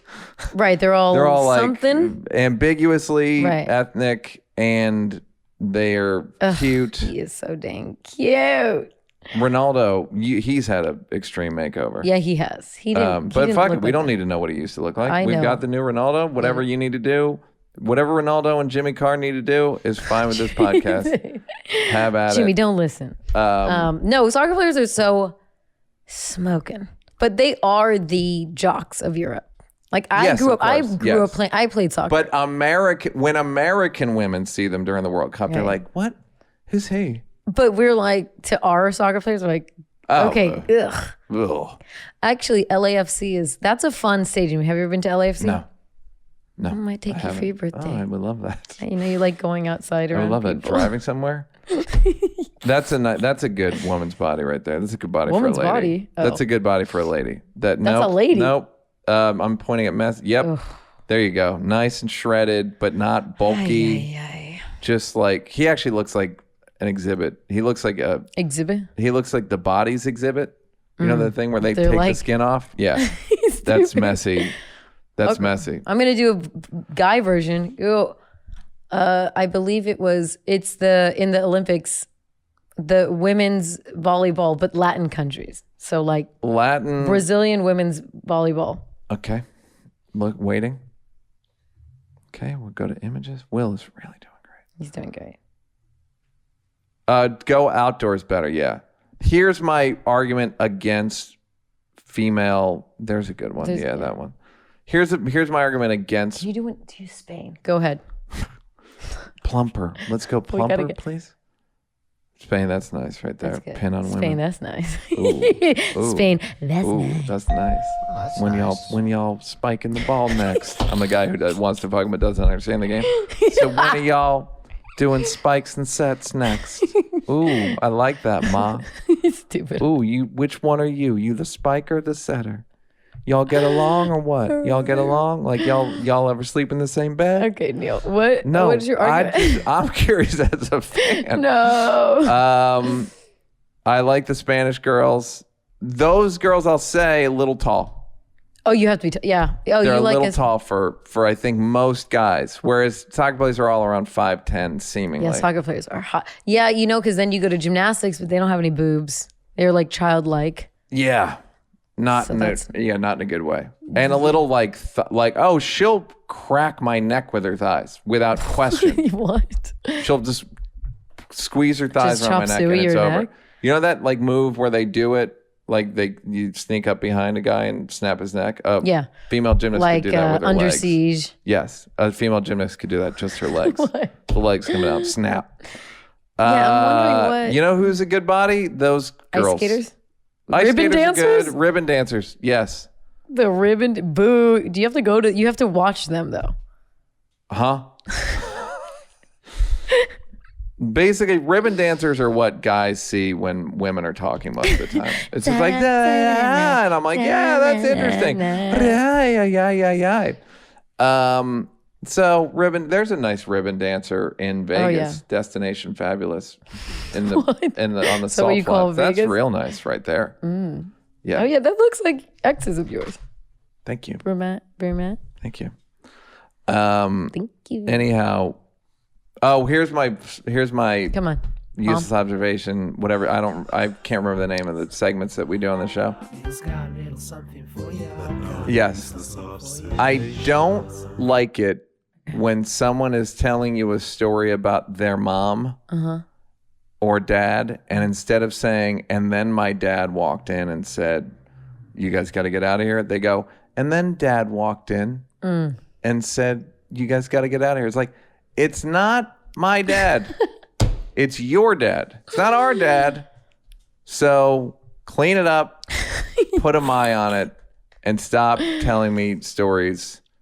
To quote Charlie Murphy, a little too familiar. It's a little too familiar.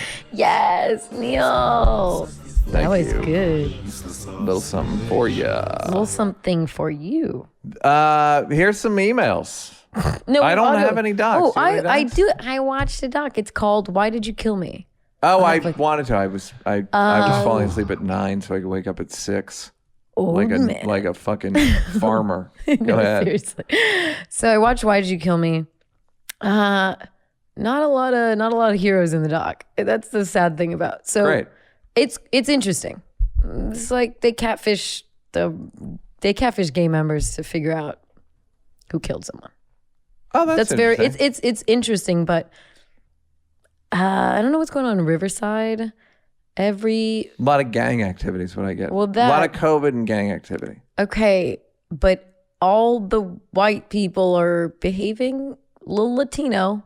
It was just very confusing. This is what happens. I was like, That's what happens when white people find a great happening here? culture.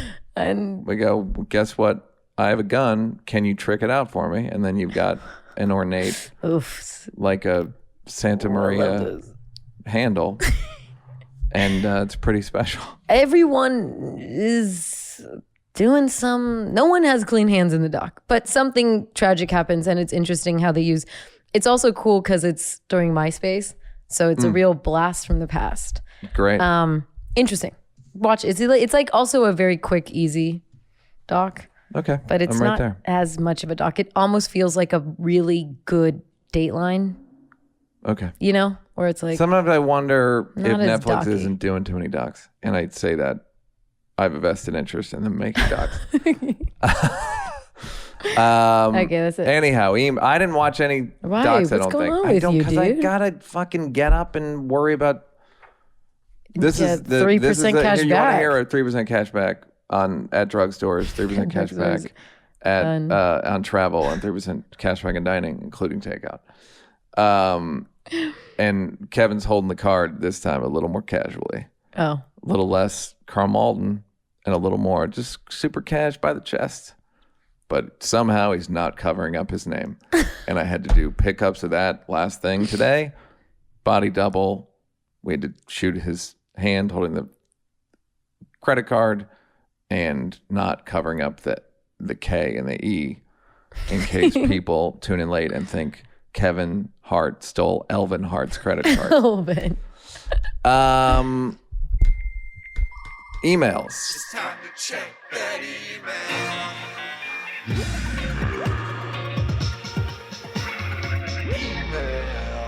Some of our we've gotten almost no bad songs. No. Some work, some don't, but Some none are work, bad. some don't. Now, who sent them in? Eva Shaw. Eva Shaw, the great Eva? Eva Shaw from Where Are They Now? She's taken her finely tuned instrument. She's, I believe, pointed them at you for one of them, right? Eva. And here she's got 3 songs. Let's play them one at a time. Okay. Thinky rethink, thinky rethink, thinky rethink, think. That is so That's good. Binky Rethink. Binky That's a song Rethink. called Binky Rethink. Is that when I That's should when you rethink rethink something? things. Or is that when I rethink? Well, if Will We could wants to both- play it when Will? he thinks you should rethink something, and if not, that's it's funny. There's an old man phrase called "It's a woman's prerogative to change her mind," right? And she's basically assuming that you never need to apologize. You're just simply rethinking something Oh. because why? it's a woman's prerogative to change her mind. Thank and you, even Eva. if she's wrong, she's right. Thank you, Eva. Great. Thinky rethink, Great. Next song, please, from Eva Shaw. We don't have to take this shit. No, we don't have to take this shit. Oh my God, It's that's great. good. My worry is we got to then blend it in the closing song. That could be, well, It's kind of how we close. you know the what show. it's like though? At the end of the movie, there's like 2 Yeah. songs. Yeah. Yes, it's like Kendrick will do one, and then John Legend also does one. Right. The like Yes. feel good one. Yeah. We don't have to take this shit. No, we don't have to take this shit. HowNealFeel. This is a good This is a ending good song. closing. HowNealFeel. We should get That's, great. should get John Legend to do one featuring Common.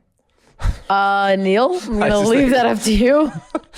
Who Has can John can you done a can you fake song? actually do? Could I get? Could you I mean, actually get? James? I mean, James Blake is saying "Nobody's Mad at You," the greatest thing I've ever done. Oh, yeah, that Nobody's was Mad good. at You song. James did it live, and I think John sang "Nobody's Mad at You" because it's Chrissy's favorite song. You saw Chrissy came back to Twitter Why? because she's like, I didn't like life without Twitter. But Chrissy they're so Teigen came rude back. to her. I know. She's just got to mute words. I don't know. Just mute some words. It's Yeah. anxiety Yeah. feeling. Just It mute just some feels- words. Okay. Anyhow, thank Eva Shaw. Thank you. Eva, it's so We owe you a debt of gratitude. she absolutely needs to be wonderful. on Something. radio. Get her on radio. Terrestrial radio. We now are doing the Music Plus talk show. But it's all we own all the We music. we own the masters. We own that. I like it. We own it. It's like fucking somebody sent it in. Okay. How Neal feel, how thinky thinky. Thursday listener here. I am a 25-year-old Chicano man from the great state of California. First, I just want to say that I feel personally attacked that you guys don't have more subscribers. Like, what's going on? But my question is, now that conservatism is the underdog in Hollywood, do you feel that comedians are hopping on this conservative train? I hear them talk about liberals like we are all crybabies disconnected from the real world. But I come from nothing, have nothing, and still pursuing my education and my dreams. I am as connected to reality as possible. I think comedians live in the Twitterverse and Hollywood bubble and are the real crybabies disconnected from reality. Except you, of course, Spirit Padre. Anyways, thoughts, feelings, concerns. Thanks for the show. Stay up, Neal, and stay brown and beautiful, Bianca. Gracias. I know what he means by it's like the Rogan and satellite people. The Roganverse. Yeah. I don't know how conservative they are. They seem conservative. But I honestly wouldn't be able to say. Yeah, like who voted for Trump amongst them? Like maybe 20% of them. I could be wrong. I don't. I think they it's more masculine to be like, I'm a dog guy, but it doesn't. It's more macho shit than it is political to me. Yeah. But I don't know. What is it when you guys are like in green rooms or hanging out? Like it doesn't feel that. I don't know. I mean, I don't. Conservative? I feel like doesn't feel that. It just feels more masculine. I've never walked. I don't know how many of them are. Like Joe's not conservative. Right. He really seems conservative, but I don't think apparently I don't know. He wasn't going to vote for Biden. I don't fucking know. But so I don't know.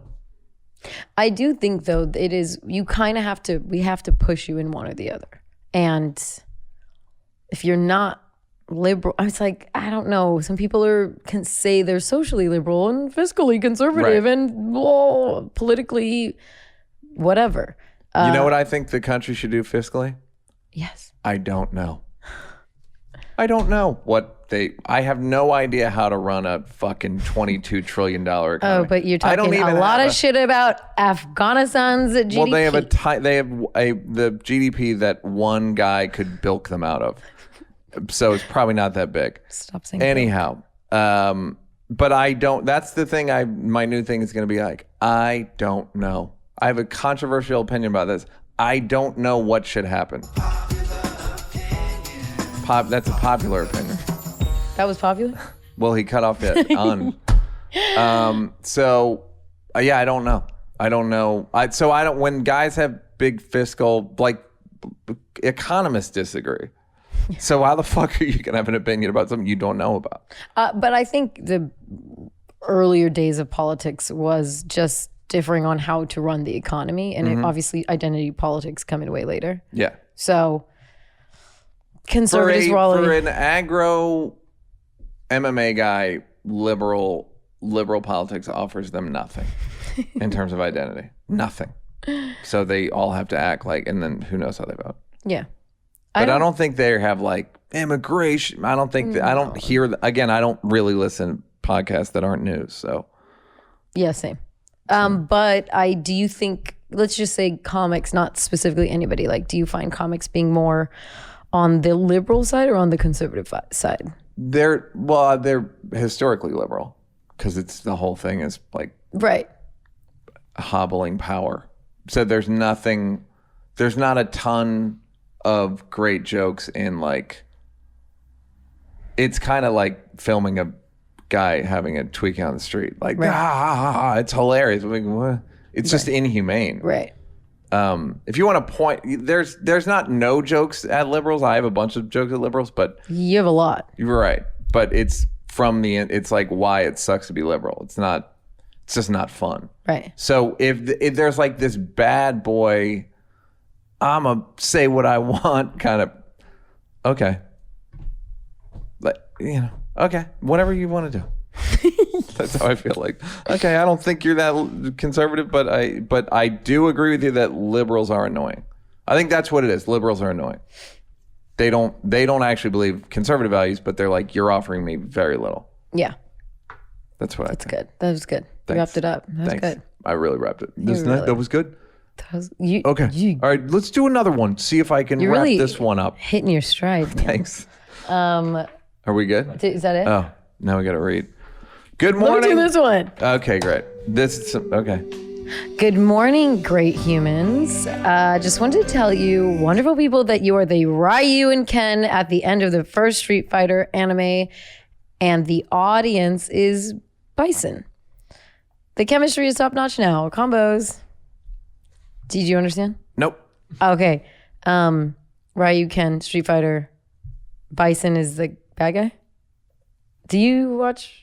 I don't think you're right. Ryu and Ken versus Bison? Oh, okay. People It's used the to anime. People used to They call double me, team them? Yeah, they're the back to back kind of. Oh, got it. No, Okay. no, it's fine. People used to call me Blanca. Is that the same? From Street, he was a Brazilian beast man. That reminds me of a funny ayahuasca Yeah, they'd be like, story. Blanca. These kids would come up and like shake my hand. I'm like, please leave me alone. It's Bianca. Yeah, no, I had a it's funny not good. ayahuasca thing where I was in session Mm-hmm. ayahuasca, and I thought I heard chupacabra in one of the songs. So then I kept saying I kept thinking chupacabra, and then I started getting paranoid. Like, have I called a bad spirit? Right. So I have the shaman come over and I go, "Hey man, chupacabra, that mean anything to you?" And he's like, "It's like a Mexican deity or it's like folk tale thing." And I was like, "Okay, I just wanted to make And sure." you dropped it's not, it? It was yeah. good? I'm like, I just want to make sure I'm not in trouble. Like, anyhow. Goodbye. You've got Hi, Neal and Bianca. As you know, Ew, Paul what is that? Pierce, a married man with kid, was fired from ESPN after he went on IG Live partying with strippers and smoking weed. While his firing was expected, I found a slew of people saying that he shouldn't have been fired and that ESPN is crazy and wrong for doing so. When I checked who were defending him, it turns out that it's almost universally black people. By the way, I'm Filipino, and for us, his firing was par for the course. Is there something cultural here that I'm missing? Stay safe. I yes. don't understand why he was. I feel On like his he could IG? could sue them. On Here's his what I would private guess. I would IG. guess that they wanted to get rid of him anyway. Do you know who this person is? Yeah, he's a former NBA player. In fact, I made fun of him being stabbed in the face on Chappelle's show, where I got stabbed in the face. He got stabbed in the face? Yes, at a nightclub. Why'd you Crazy. make fun of that? Because it's funny. Because comedy's funny. He made it. That's not the video. He made a video. He did an IG Live, and there were strippers. Yeah, I It saw was that. just like low It was rent. like dumb. It was like real, like old guy trying to seem cool, Right. and it was just like not just a bad look, just a good old fashioned bad look. Hold on, Mike. Yeah, you can do Go. it. This is like an obstacle course. Keith, go. Yeah, Keith. Yeah. You got this, Yeah, we Keith. got it. Go, duck, duck. Yeah. This is like a tough mutter for Keith. Great. Okay, it's just a bad look. I'm sure they wanted to get rid of him anyway. And Is he this bad just on an the show? excuse. He's all right. I don't think he's great, but they also Aren't they all kind of fine? the problem is inside the NBA is so good. Oh, it is. It's not inside the NBA. It's on the ESPN version. The ESPN version's just bad compared to Is TNT. inside the NBA the That's one the with Barkley and all of Shaq and okay. Kenny Smith and the white guy, Ernie Ernie, and Cute. and he's so ESPN. It's like drier. It's ESPN, so it's Disney owns them. Okay, So it's like just a lot. It's like more. They have more of a standard relationship with the league where it's like all like rah rah, and whereas TNT can be like that game. Barkley can be like that was a bad game, Right. And they would never say that on ESPN. I don't know. Interesting. I think he's like fine, and but I don't understand why they would sue him if weed's legal. Wait, they sued him? No, fire him. Oh, fire him, yeah. But I don't know. They probably have some social Some media morals clause or something. Yeah. It was just that guys trying to. It's like, dog, that's done. That part of your life's over. Or you don't need to film it. I don't fucking know. It just looked kind of But they just want to cringy. like, I want to be on IG Live. And it's like, you pull up, just yelling pull up at different people. Wait, so the more interesting story, what happened? He got stabbed in the face? Yeah. He Nightclub. was just like, was there any Apparently it reason? was bad. It was always sort of like, there wasn't a lot of information. And then they said that once I knew more about it, he was stabbed 11 times in the face. 11 times in Yeah. the face? Yeah. Yeah. So. Oh my, he must have terrible PTSD. And panic attacks. Yeah. I feel that's one of those ones where I'm like, maybe we rewrite that. But we just didn't know. Like, no Right. one knew he was fucked up by it. It was just like, that motherfucker got stabbed. I love how you guys are like, he's fine. Well, we didn't know panic attacks and PTSD, Yeah. nothing. It was just like, I don't know. We played. Like a happened in knife September. Yeah. I don't think he was like watching the knife. I'm sure his eyes were closed or squinty. He wasn't like, what? A knife? Let me get You a don't know that. view You of don't it. know. I guess I don't. I wasn't at the club. So I don't know. It was the black people were defending him because black people naturally defend black people because they historically have been picked on and abused by white people when they didn't do anything wrong. So even if they did do something wrong, the instinct is to protect before they ask questions, which is a very nice feature of black people. Feature, okay. It's a feature shared by all Click. black people based on that list I read. Goodbye. But I can never understand it. You've got Hello. Love the podcast and medium term LSTNER. Okay. I'm a Thursday YouTube watcher, and that's almost a Tuesday listener status. Almost, but not quite. I'm from California, moved to the Bible Belt to be a cop for a couple years. Qualified immunity is necessary to prevent the Trump-esque personalities from further causing the law enforcement from disproportionately impacting the poor. Of course, I mean further impacting the poor. Right now, if a cop is doing their job lawfully and gets sued, the case usually gets kicked. Without qualified immunity, any rich or litigious person could financially ruin any cop. Yeah. This is the thing I'd never thought of. Yeah. And the first paragraph was like, fuck this guy. And then I was like, oh, so if they could just, any person can sue any cop and ruin them. And this is a guy who makes 80 grand or 100 grand a year. But why can't there be a similar system to what happens with medical professionals and doctors and surgeons? Where you have They to buy your all own have- malpractice insurance? Yeah, I mean, you have to buy, but at least it gives some accountability because we've worked it out with, anesthesiologists, with Right. blah, blah, like it's high insurance. But if you're going to be a cop in a certain area, I mean, Should the county pay? Obviously. maybe their premiums. I'm not going to, they don't make enough money to have to pay for insurance on top of their, take it out of their salary. Do you know what I mean? Like, and then you're basically back to qualified immunity. Well, if there's a way that the premiums weren't insane, but it's almost like you're responsible for your Right, but own the insurance. premiums are going to be insane because anyone can sue them at any time. Then how does it work with doctors? I'm not. They have to fully sign sure. everyone they deal with has to sign a shitload Yes. of Everybody has liability waivers. right. So, and then do they pay for their own insurance? yeah, I believe they do. I know private practice, they obviously do. Sure, but I mean, like if you work for a hospital or like a city hospital, I'm sure they have to pay for their own shit. This is one of these things where you hear this and you go, oh, I'm the mayor of Chicago all of a sudden, and I don't know how to solve this. I can't solve Light-footing it. And then Yeah. he goes on to say that he abhors the acts of violence against people who look like me, but by anyone who carries a badge. The solution to changing police culture is partly to diversify police departments, but that would require getting people into the idea of joining. Also, police departments control many aspects of their hiring process. Even when they work with their city, someone can put their thumb on the scales for or against someone, and there will never be a non-vague reason given. Oh, there will never be a non-vague reason given. This guy outdid himself with the double negative. I was good cop.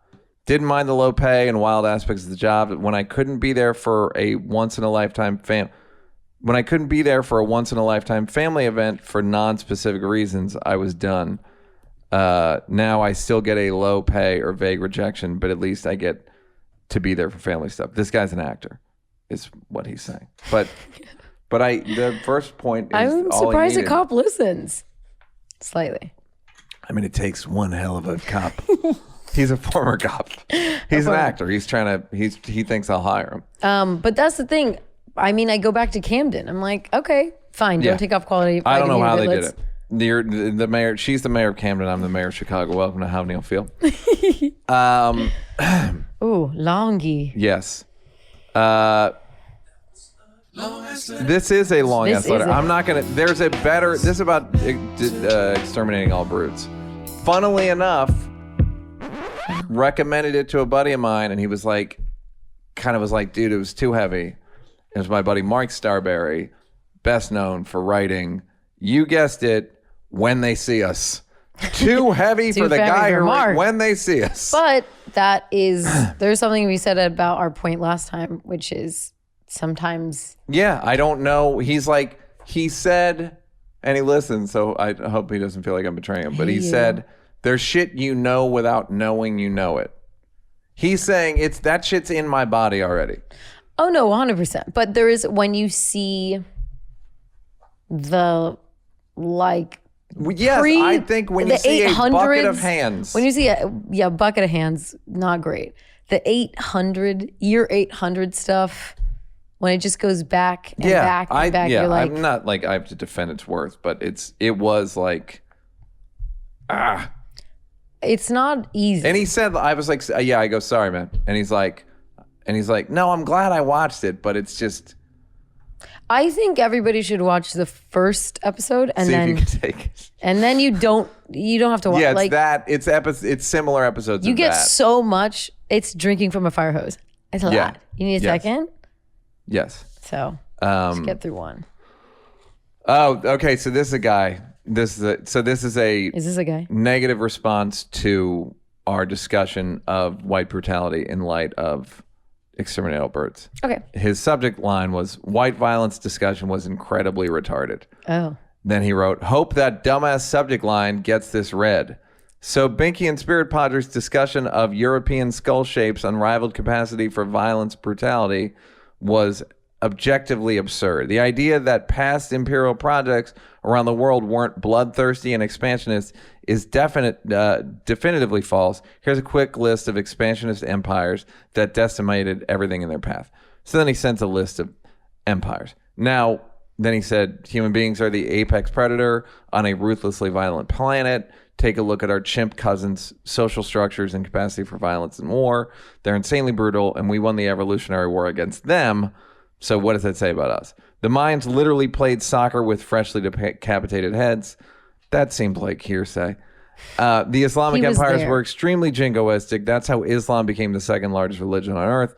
The Ming dynasty in China is known to have been one of the most brutal, violent societies ever assembled. Genghis Khan killed 10% of the population on the planet. Stalin killed tens of millions. Yeah, he's not wrong. No. I guess the thing that I would counter with is like the Magna Carta and human rights weren't really a thing until the post-Enlightenment values are pretty new, and in that time, there's been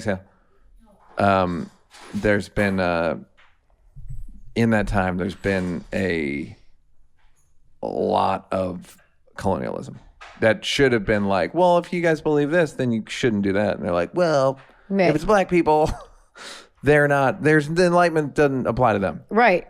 So I don't know. That's my counter, but he's not wrong. He's not wrong, but let's just, because he said the conversation was ridiculous. But if we go just on this side of things, so let's not go back in history. Let's, at this point in where we are in the world, white people and like, let's just say white supremacy, not necessarily white people, but the idea of white supremacy is in every continent of the world. I mean, there is a white supremacy issue in Asia. There is a white supremacy issue in. I think in Asia it's more cosmetic, literally.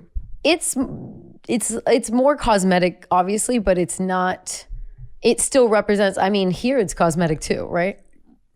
Yeah, but Light here passing. it's legislation. Here it's treatment. No, in Asia it's total treatment. I mean, it's almost like caste system in Asia. But like they don't have any other. Well, India has a caste system. Yes, That's of course. Which a was big problem put and in a big by strike British. against us. No, but that was put in by the British. Right. That wasn't naturally occurring in India. So that's I totally get where he's coming from, but to say like ridiculous, it's a little extreme. Like there's enough Yeah, I don't examples think of what it was he used the R word. retarded, ridiculous, disgusting. Yeah. So to me, I'm like, you're so appalled. I by don't what we talk understand how about. you can be. How can you be so appalled when you're just offering you're offering more information to our point? We were saying that We're not he's wrong. offering counter. He's making it a human problem, Right. and there are plenty of examples now that is human. Yeah. Right? It's Chinese are putting Uyghurs in concentration camps. It's not white supremacy. No, but we talked, but what Right, I'm right. saying is But we I'm- talked yes. about that last time, like the way certain, like there's like in Africa, there is a lot of different, like in Nigeria, like the Igbo yes, versus, I mean, colonial, yes. But there's plenty of intermural problems. yeah, That white people have nothing to do with. totally. Yeah. But it's impossible to, I don't know. But which one has the most impact on the entire globe? I mean, that's kind of what it is. And I'm not saying they haven't. Aggregate currently, I would say let's say the last 100 years. Yeah. If this guy write back, he wrote regards. So write back and After saying we were disgusting. No, and let Of us course. know, like, let's go the last 100 years. Yeah, and, last 100 and let us know what if you think the last 100 years that white people have been the problem. Now that may just be because they're on top and whoever's on top is brutal. Right. No, and that's fine. But I do think that when you're on top and there's a ripple effect of all the things that come with this particular person being on top. I think if the Chinese... Look, I want him to know if we were doing this podcast when Genghis Khan was around, we would say that the Chinese... We'd be calling out names. I mean, by okay, name. corrupt style. So think about it. Goodbye. Goodbye. Okay. You've got mail. What a Karen. I mean, you want to talk about it. This is not a Karen video. Do not call her a Karen. I know, but if you can't believe it. I was shouting in my car listening to the WOW show today. I'm a day late. It's on Wednesday.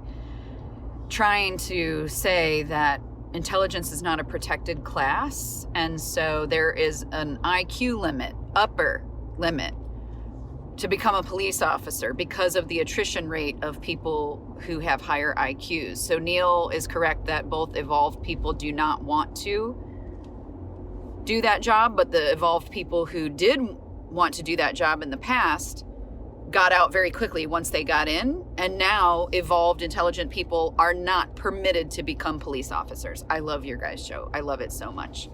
I look forward to it all the time. Thank you. Thank you. Thank you. And I like that she was screaming.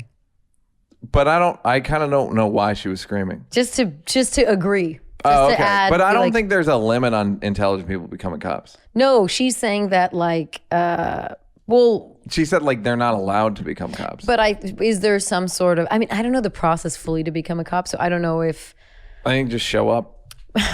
but the beat cop, just the regular cop, like if you have a degree, they probably give you a different job. That I don't know. I don't know if there's like officer candidate school like there is in the military, but I don't think they're not allowed to be cops. I just think they would be highly They're probably like disinterested. pushed, like, do you really want to do that Yeah. job? Don't you want to Yeah. be the Then wouldn't you rather be Special. mayor? mayor like Okay. Goodbye. You've got This mail. this guy goes off on Ronnie Chang, my friend Ronnie Chang, for his Netflix special. What did Ronnie do? I don't know. He's going like, I watched it. I didn't laugh once. Oh, that's hilarious. And then it's What? like, also, you have my permission to drag your peers. As two people who's around comedy all the time, what do you think is the lowest threshold of good jokes for you to find a comedian funny? Or to put it another way, what ratio of good jokes do you need to keep watching with interest? 1 in 5, 1 in 10, or is this an impossible question? Ronnie's Did we fucking answer very this? funny. No. We didn't answer. Okay. But we get asked this kind of all the time. Well, yeah, it's fine. Ronnie's fucking hilarious. Can you look up Ronnie Chang just so I can see his face? He's on the Daily Show. I want to see. Oh yeah. How did you like his special? His special is fucking hilarious. He's hugging He's a his very funny wife. guy. I mean, my barometer is always subject and level of difficulty. So, as Ian Edwards said, it's not that hard to write original jokes. Just talk about shit people aren't talking about, which is easy. It's easier you have said to than do done. it fun in Yeah. a obviously right, an but what he do it in a funny way, but that's a higher level of difficulty. If you can make a joke about a thing that people don't. I remember somebody was like, "Did you see?" I think it was like Laura Bates is her name. Laura Bites. Laura Bites. I was way off. And they're like, "You ever see Laura Bites' bit about clams or like something?" And that's just like. That's how it works. Like, you made a good bit about, I don't remember what, it wasn't clams, but it was something that obscure. Yeah, I know. And then it becomes like, so that gets points. If you can have a good bit about something that nobody has a bit about that high level. Yeah. And if you can do a bit about something that everyone has a bit about that you have the best version of, that's also like a thing. Yeah, it's all, you kind of, it's almost like when in Exterminate All the Roots, when they're like, oh, I found this island. Bam. Like if you're the first person that could get that, like you will now be referred to like, oh, that's like Brennan's joke about, or Neal's joke about blank. Whatever. So it's that, and then just like what's the originality point of view? Like it's like it has to be interesting. It's not, you don't have to it can't all be, doesn't have to be Cat algebra. Williams, Yeah. where it's just like I'm dying over laughing the whole Yeah. time. I can still enjoy all types, but it has to be interesting. Like on the off when you're setting up or there has to be interest, because it's like a lot of talking, or it's a lot of I don't know. There's different types though. Like it's impossible to answer this question, but it's the level of difficulty is basically point of originality and kind of rareness. I have a comedy question. Go. What's the type of format that you're not good at? Like, some people can't do punchlines. Some people can't do long story, long form. Some people can't do like, can you do a Jeselnik style? Da da da. Boom boom boom. Some of those one-liners boom, are boom, that. boom. Oh yeah, you're good at that. Like he does like macabre one-liners. Or Jimmy, kind of similar. Is there one that you're like, no, I'm not good? There's not one. No, I don't know. Act like outs? I don't You don't really do no, act I do outs. act outs, but Yes, you do. you wouldn't think. Like I don't move much. I try to move, but it's not like I try to move. like I don't have much need to move. Like it's not like so I go into the store and I open the thing and it's like I just don't. My jokes aren't I did a thing and this happened to me. Right. It's like, did you see what those people were doing? You don't yell a lot. No, I don't. But I'm louder than you'd guess.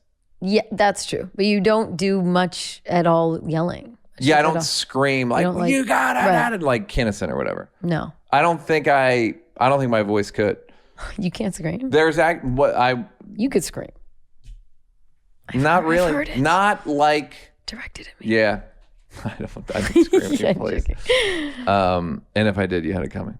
You did it to yourself. To quote the great philosopher, that guy on the street. Goodbye. Hey, Neal Bianca, Active Heavy LSTNER here, and this is going to be a long one. Nice. I'm a 27-year-old black male about to start my last year in the wake of George Floyd's death and other police brutality events in the past year. Many of my classmates were posting pretty ignorant things online, clearly did not understand the BLM movement or history of these kinds of events. I am the only black person in the class of 48, with more than half being majority Mormon white people, and the other half split between Asian and Hispanic. I, along with a Dominican girl and an Asian girl in my class, decided to start a DEI, diversity in Equity and Inclusion Club, Oh, wow. so that we can have open dialogue about current events and people can learn more if they choose to. Most meetings went well, but a solid amount of our more conservative classmates have asked to meet with me more one-on-one and talk rather than meet together. All I do is talk to them about my experiences, things they should watch, Exterminate All the Brutes has been recommended, and what they can do to help. I'm not a conservative by any means, but I do have more relaxed demeanor, and maybe they feel more comfortable that way. The girls, on the other hand, while very intelligent, consistently play the blame white people game with just about everything. You know who plays that? Bianca. Last week, one of them called out a student in our class group chat for white privilege for getting a grant that the entire class got and said he had, quote, a fragile white ego for getting offended by it. He's a pretty good guy as far as I know. While I thought it was funny at the time, it definitely dug most of the white people in the class deeper into their stance, and now they're on the defensive. I told the girl that said that privately that she probably just sabotaged our goal of educating these people, and she was really offended by it. This girl, I love this club. The girls think I'm too nice for talking to them one-on-one, and that since I'm a man, that is why they feel comfortable. It seems they just want to yell at white people every meeting, and to me, this gets nothing done. What should I do? I want to have the girls' backs, but they wow out sometimes, and I really feel like they're killing our whole club. At the same time, there's only a few months left before we hit the next phase, and I will never see most of them again until graduation. Sorry for the long-ass letter, but what does Spirit Padre and Slave Mirage Madre think? That's very funny. Hey, bleep out what kind of school he's in, because I don't want to be a dead giveaway. Well, I don't know what you can do, but I think there's a lesson here in persuasion, which is just you're just gonna make white people fucking defensive. It's that thing I was saying, like black people are in an abusive relationship with a malignant narcissist, and you have to approach it as such with like compliment sandwiches, and you're doing great, but has it ever occurred to you? And then also, I think women that are, it's like, hey, come to this scold white people club. I mean, the problem is the club from jump, one, hilarious. Two, if you're going to start a club about diversity, equity, and inclusion in the demographics that you're working with, like, you are going to have to give some of your energy to trying to get people to understand what you're talking about. If it's Asian and Hispanic, half Asian and Hispanic and half white, that seems all right. No, I mean, like, a lot of the conservatives wanted to come. Right.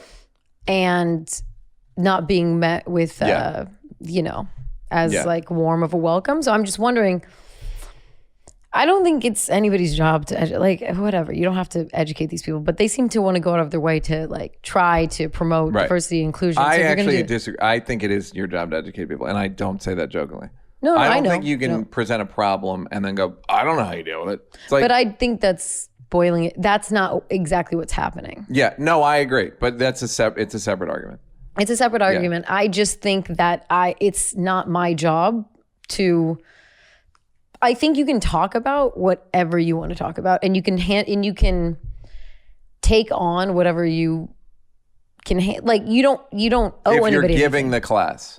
No, let's just say outside of this club, that's what I'm talking about. What do you think their responsibility is in the club? Well, that's my point. If you're going to start this club, that's why I said I don't think, look, you don't have to go and convince these people. I've had endlessly, like I went to college. Do you know how many conversations I've had where I have done it, got down in the dirt with people and been like, no, this is the thing. Let me show you. Down in the dirt? And they kicked me. They're then they videotaped it. Someone videotaped it. So thank you, goddess of callbacks.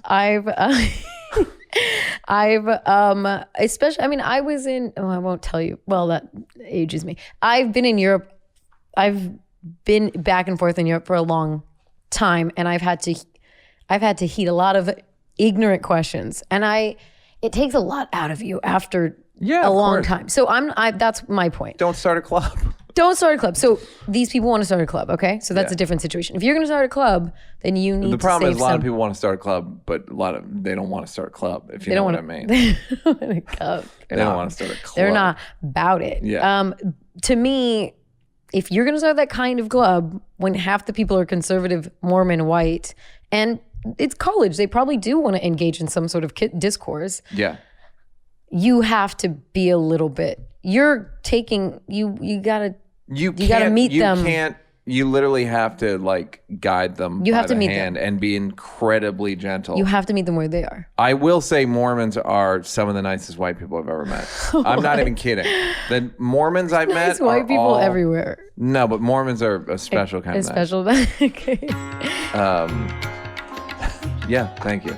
So I do wonder about the girls that want this club, and these people are coming to the club and do want to have discourse, and there's intolerance on both sides. Like, somebody told me a quote from the rapper David Banner, who's now like a Banner. pseudo philosopher, cultural organizer. He said most people don't want to solve the problem; they just want to hold the whip. Which is like these women are holding the whip. Like they get to fucking flagellate white people, and while it's incredibly satisfying and cathartic, I'm sure. Cathartic, everything, nothing bad. They should be paying for that. Not. What's your bottom line? That's kind of what it is. Is your bottom line to like just basically tell them how wrong they are? Okay. But then maybe don't start a club. Yeah, like it's not going to be the most popular club. You don't need to unfold as many chairs next week because it's going to be you don't need a dozen going to be donuts. A little light.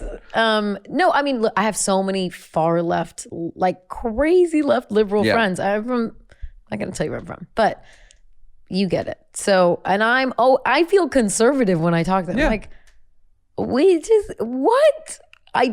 is, so then you start thinking, okay, well, what's everyone's bottom line? Is your bottom line to have a safe space away from white people so you can complain about white people? Fine. Then do that. Right. But if you're going to have, also, they should film this. Talk about filming. I would watch this. Late. You would watch it. Yeah, but it's too late to film it. Well, I just mean. Also, white people aren't going on record talking about. I'm the only one who's dumb enough to fucking won't shut up about it. Fucking give it a ret. Do yourself a favor for once, Neal. For once. Drop it. You've got mail. Hey, Neal Bianca. I noticed lately that some gender binary people on Twitter have started putting he, him, his, and she, her in their bio. Can we put them in the Trying Too Hard Hall of Fame? Or is this just another case of people wanting to label themselves something? Sorry for the short email. Love the show. Sorry for, please don't apologize. You know how I feel about this. I think it's a very small group of people. It's like the doors we all deal with are 6 feet and 6'6". That's about how tall a door is. I'm not exactly sure, but it's around. And when Blake goes to malls, he has to walk through and tilt his neck to the side. Mm-hmm. And that's just what happens because he's an outlier. If you're an outlier, that's just what happens. There's inconveniences that you deal with. I would suggest, my belief is 80 inches. So that's 6, I don't know how many feet. 6'8". 6'8". So guys that are 6'8", so guys that are over 6. How tall is Blake? Over 6'6", you got to do something. You're gonna watch your head. How tall is Blake Griffin? I think he's 6'9". There you go. He's 6'9". You're an idiot if you haven't slept with him already. You're a fucking idiot. Why? Because you have him. You had him right there. DM him. Damn. Come on. Slipped Anyhow, I just don't think the non-conforming gender stuff is a big enough thing that people that are conforming need to identify themselves as conforming. And I'm sure that someone will use this video to bury me. But I just think it's a small amount of people. Now, and again, all my thing is I believe in civil rights. Have your civil rights. But me labeling myself him, his, or whatever, he, him, his, but unnecessary. It's just unnecessary. I'm trying to shake off my Blake. What? Yeah, you're picturing you and Blake. Like, I had him. Oh. Also, remember our friend to the show, the trans woman said that just ask someone their pronouns. I don't want to have to ask every single person I meet their pronouns. Sorry.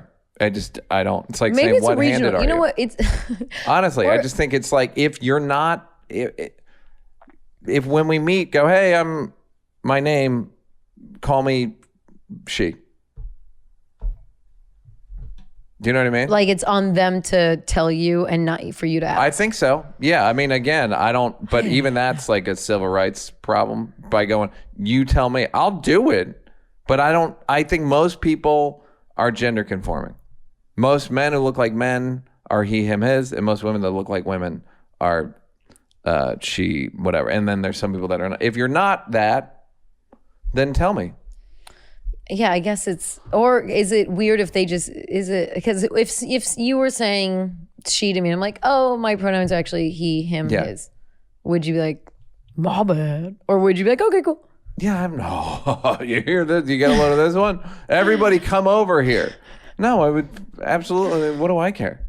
Right. So it'd be like, it would be a non-issue. It wouldn't even, wouldn't. There's a comic at the store who transitioned. I don't call him him. I don't call her him. Talk to her? I think I follow her on Twitter. One of the things. We've never really interacted, but I didn't really interact with him as a man, and It's just not in your, it's just, I don't know. Don't see her very much. So, but I'm not mad. I'm not going to make a point of saying him, like. No, I know. It's just. So like, it's not, I don't, that's not how I don't identify myself in opposition to your gender names. I'm not like, under no circumstance, and that's who I am. I don't care. Right. I'll just do whatever you need me to do, but I don't think every single person should have to ask every single person on earth. Do you feel like a man? In my body? Yeah, in your head. I've thought that's a good question, and it's none of your business. I'm kidding. Come on. Yeah.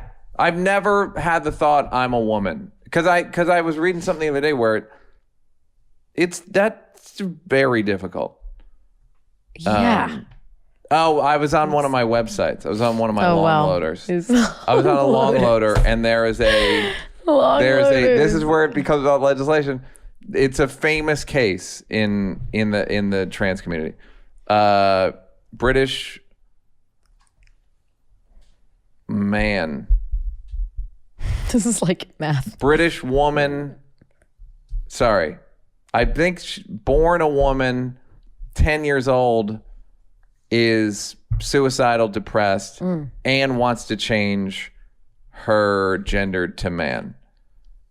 The National Health Services, their protocol is like, if someone asks, you do it. You give them puberty blockers, and you give them, in this case, male hormones.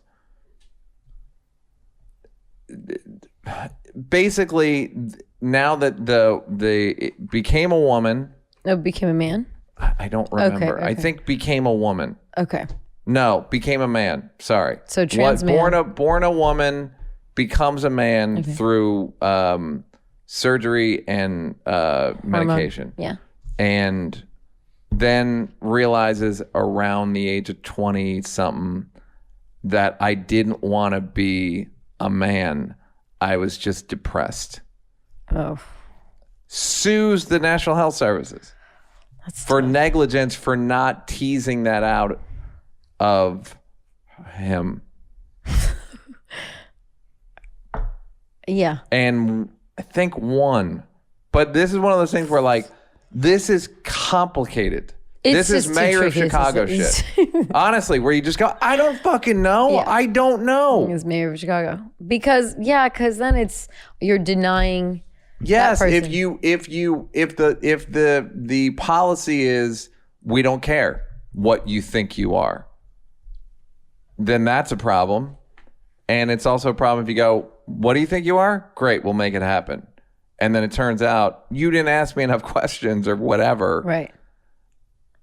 If that's why Prince Philip died, I heard, because of the case. Oh my God. He was like, fuck this.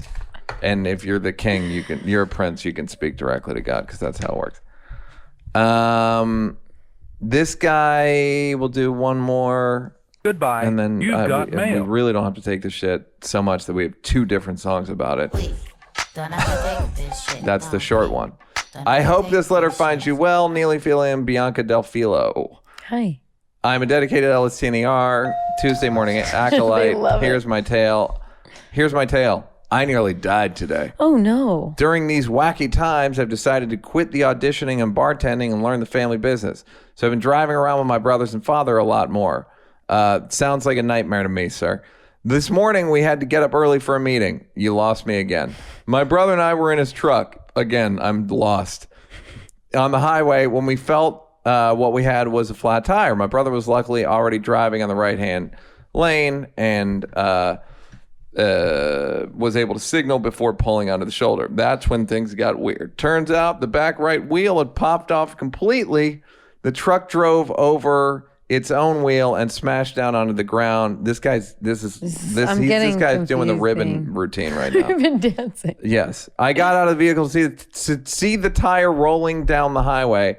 For a brief moment, I thought about grabbing it off the road, but it was heading into the middle lane, and there was pretty heavy early morning traffic. I held back, and looking back, I'm glad I did. My running out on the highway would have caused even more danger. My question is this.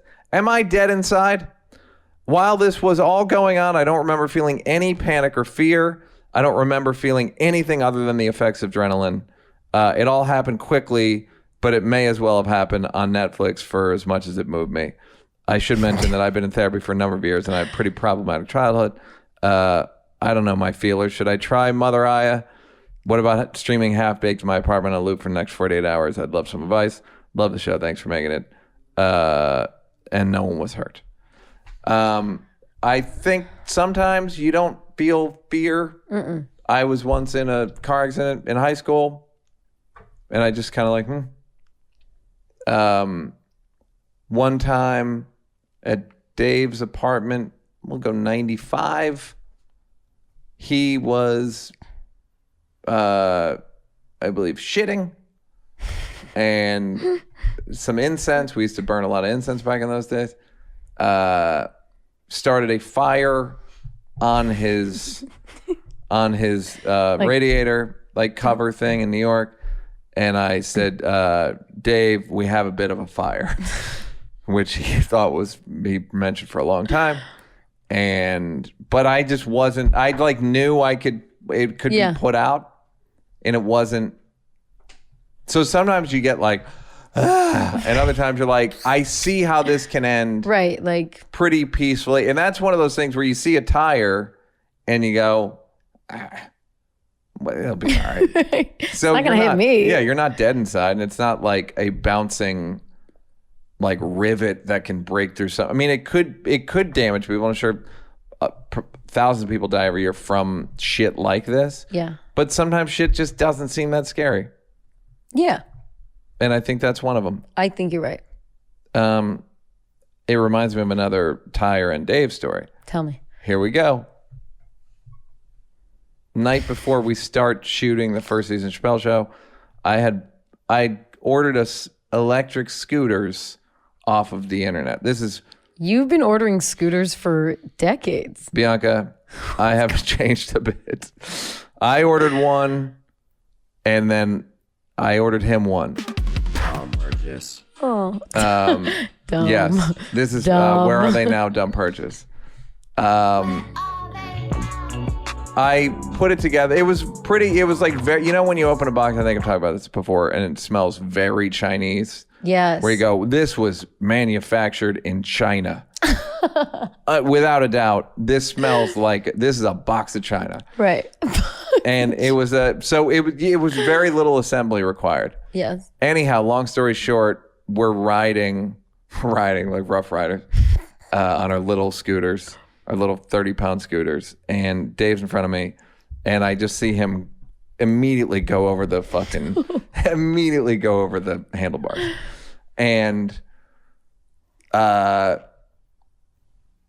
he broke something, but just didn't get it looked at because like we had to film What? the next day. Okay.